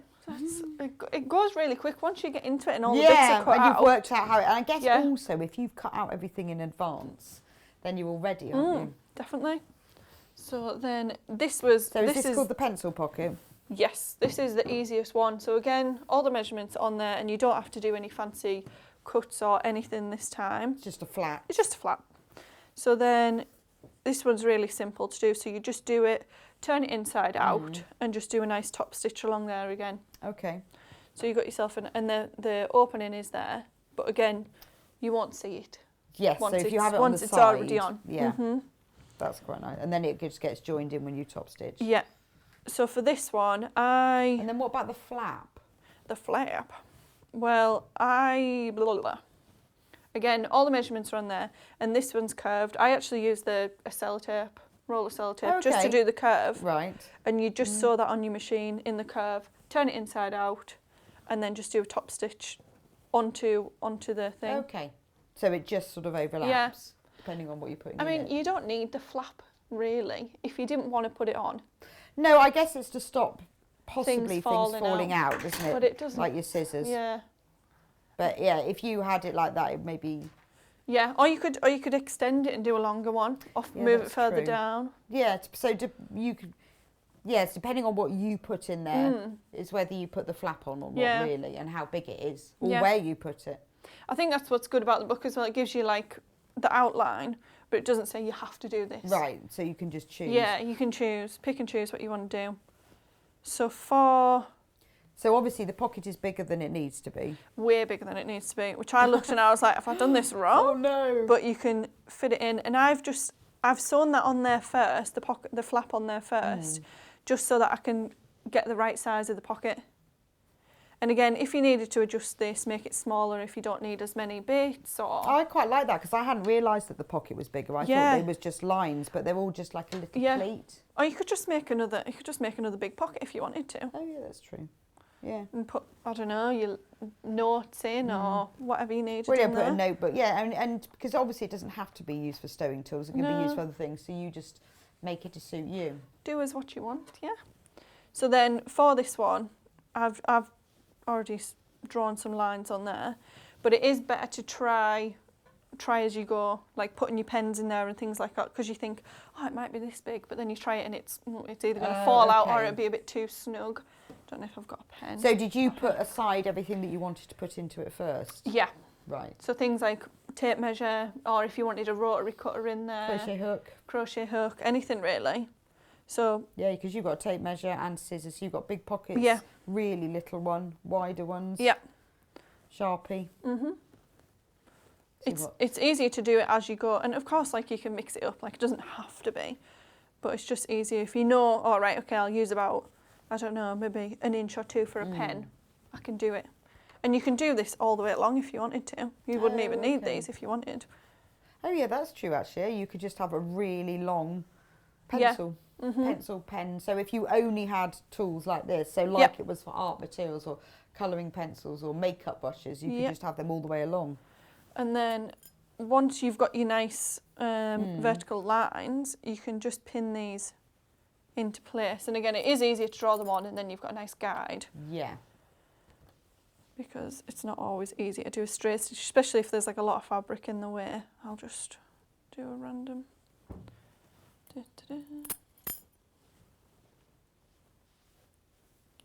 Well, it's easy to check as well when you get. Otherwise, you get to the end Definitely. and you realise, oh, well, there's nothing's going to fit in that pocket. So then you Definitely. can move them along a bit. Yeah, exactly.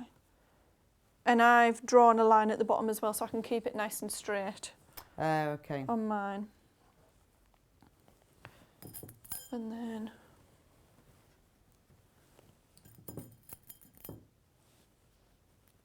do a little one.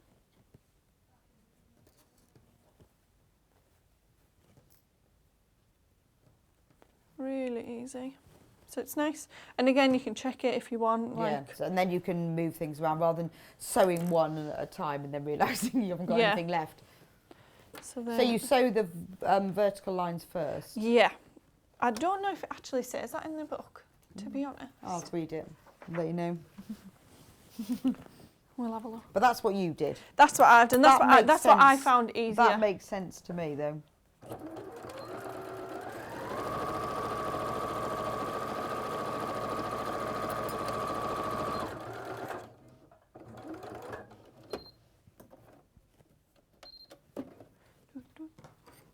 Yeah, it does. You sew the verticals first. Yeah. Yeah, slip the tools you wish to store inside and pin in between them to divide pockets. Remove your tools. Yep. Very important. Sew along the pin dividing lines and then straight across the bottom. There you go. Really easy to follow though. Yeah, that makes sense.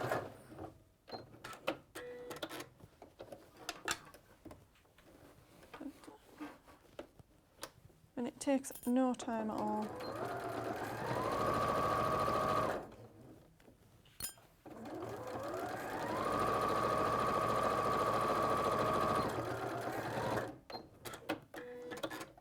Don't have one of these fancy cutters on my machine. It's quite cool.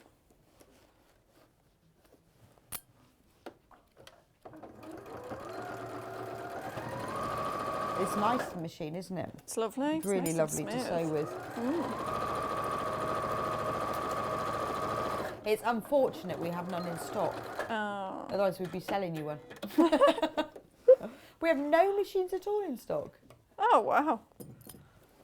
Oh, except for the 320X. Has it been really popular with lockdown though? Yes, I Everyone's think, taken yeah. on a new hobby Yes, and things, it's a haven't bit they? like when the sewing bee is on, sewing machines are really popular, but Oh. it's lovely that it's really increased, and I hope that continues. I hope it's not just sort of a Definitely. temporary hobby that people have picked up, but you know, so many people have been doing, well, all sorts of crafts, not just sewing, but knitting and crochet and Yep. all sorts, that people have been having a go at different things that they've never done before. Yeah, it's good though, isn't it?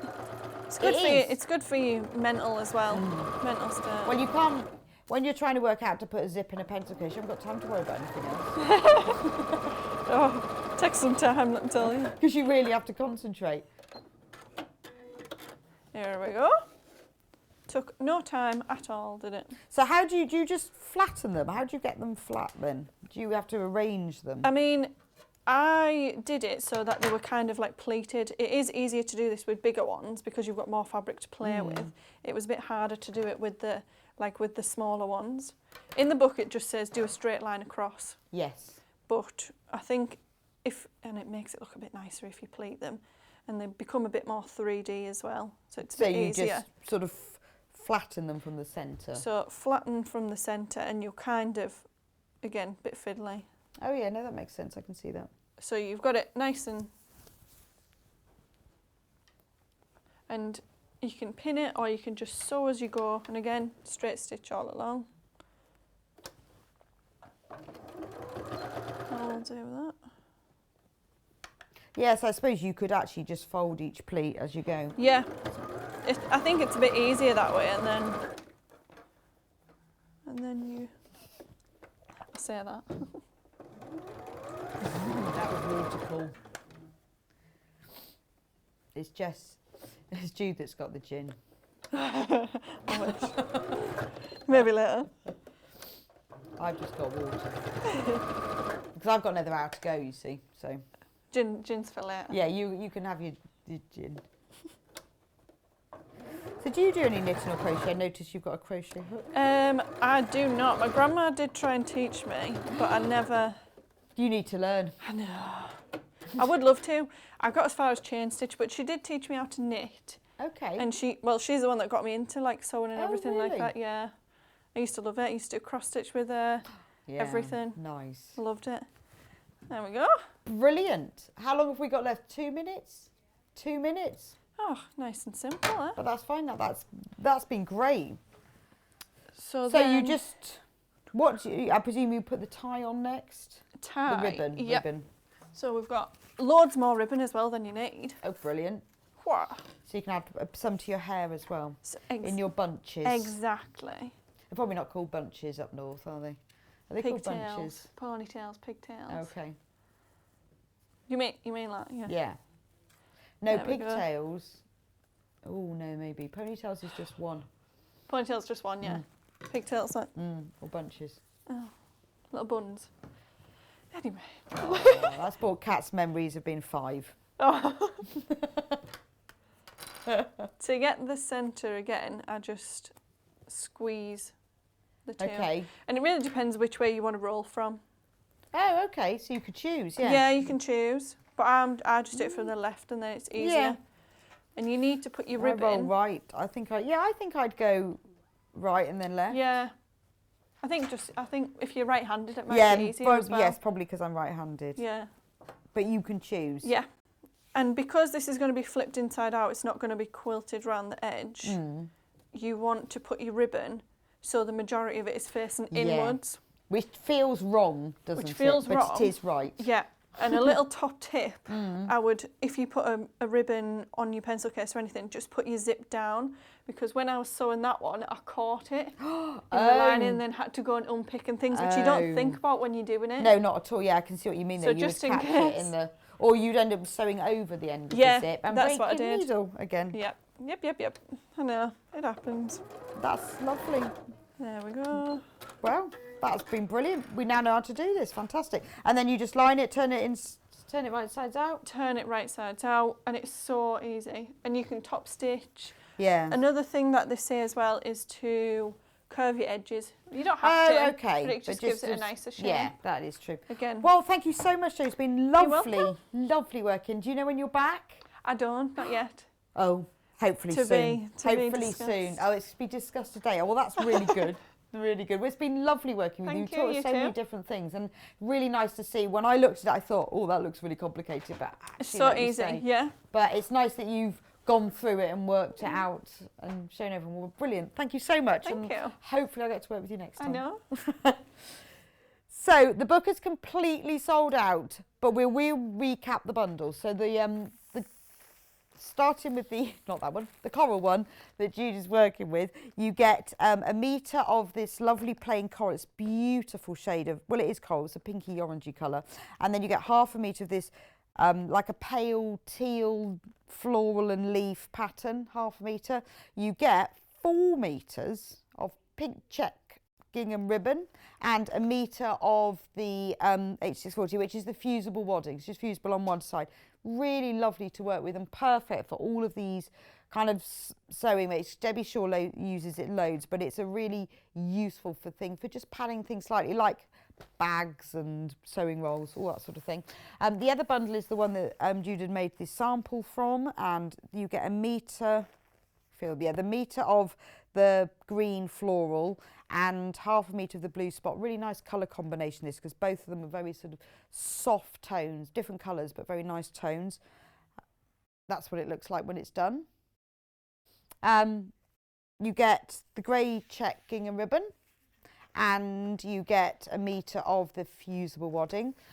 And the final one, this is my favourite one because I love spots, you get a metre of the pale blue spot, which you use for the outside in the pockets, and then you get half a metre of the red spot. Aren't they lovely together? And I like the fact that you get this green check ribbon that goes with it, and a metre of the fusible wadding, which is brilliant.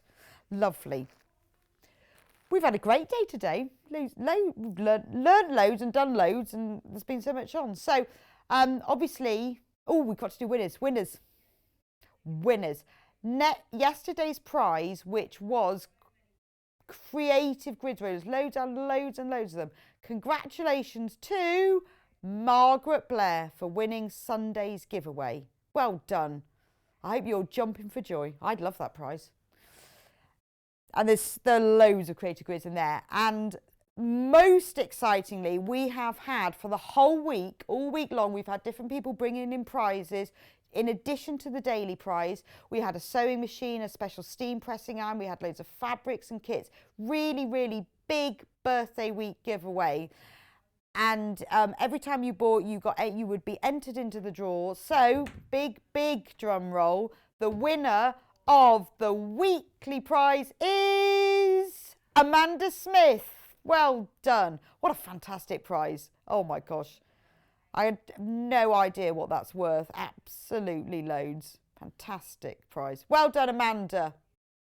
So tomorrow, obviously don't go anywhere because we've got Yarn Lane next. We've got Kay Fassett and Rowan knitting. It's all on pre-order.